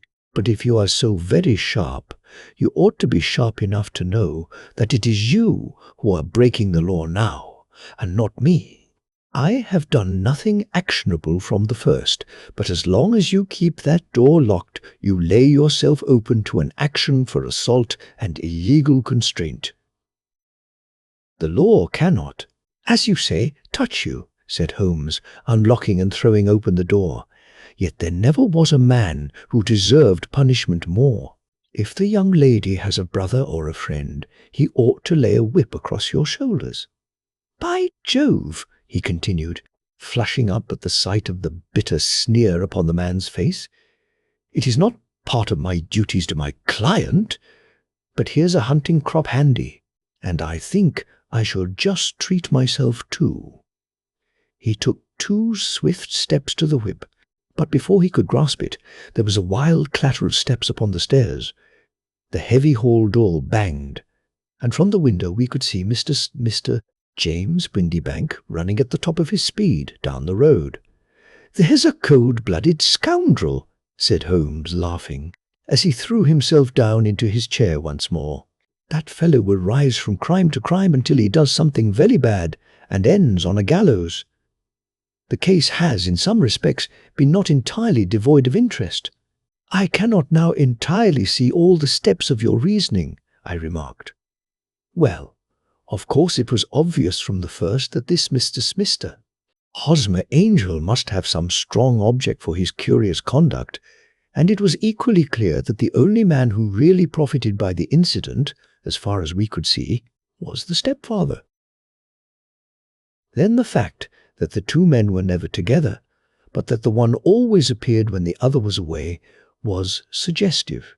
So were the tinted spectacles and the curious voice, which both hinted at a disguise, as did the bushy whiskers.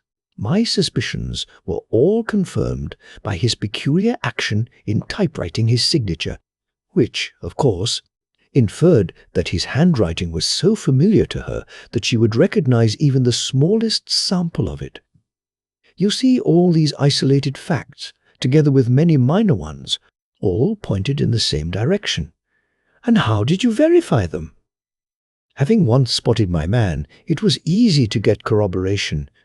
I knew the firm for which this man worked, having taken the printed description. I eliminated everything from it which could be the result of a disguise, the whiskers, the glasses, the voice, and I sent it to the firm with a request that they would inform me whether it answered to the description of any of their travellers. I had already noticed the peculiarities of the typewriter, and I wrote to the man himself at his business address, asking him if he would come here. As I expected, his reply was typewritten and revealed the same trivial but characteristic defects. The same post brought me a letter from Westhouse of Marbank of Fenchurch Street to say that the description tallied in every respect with that of their employee, James Windibank. Voilà tout! And Miss Sutherland?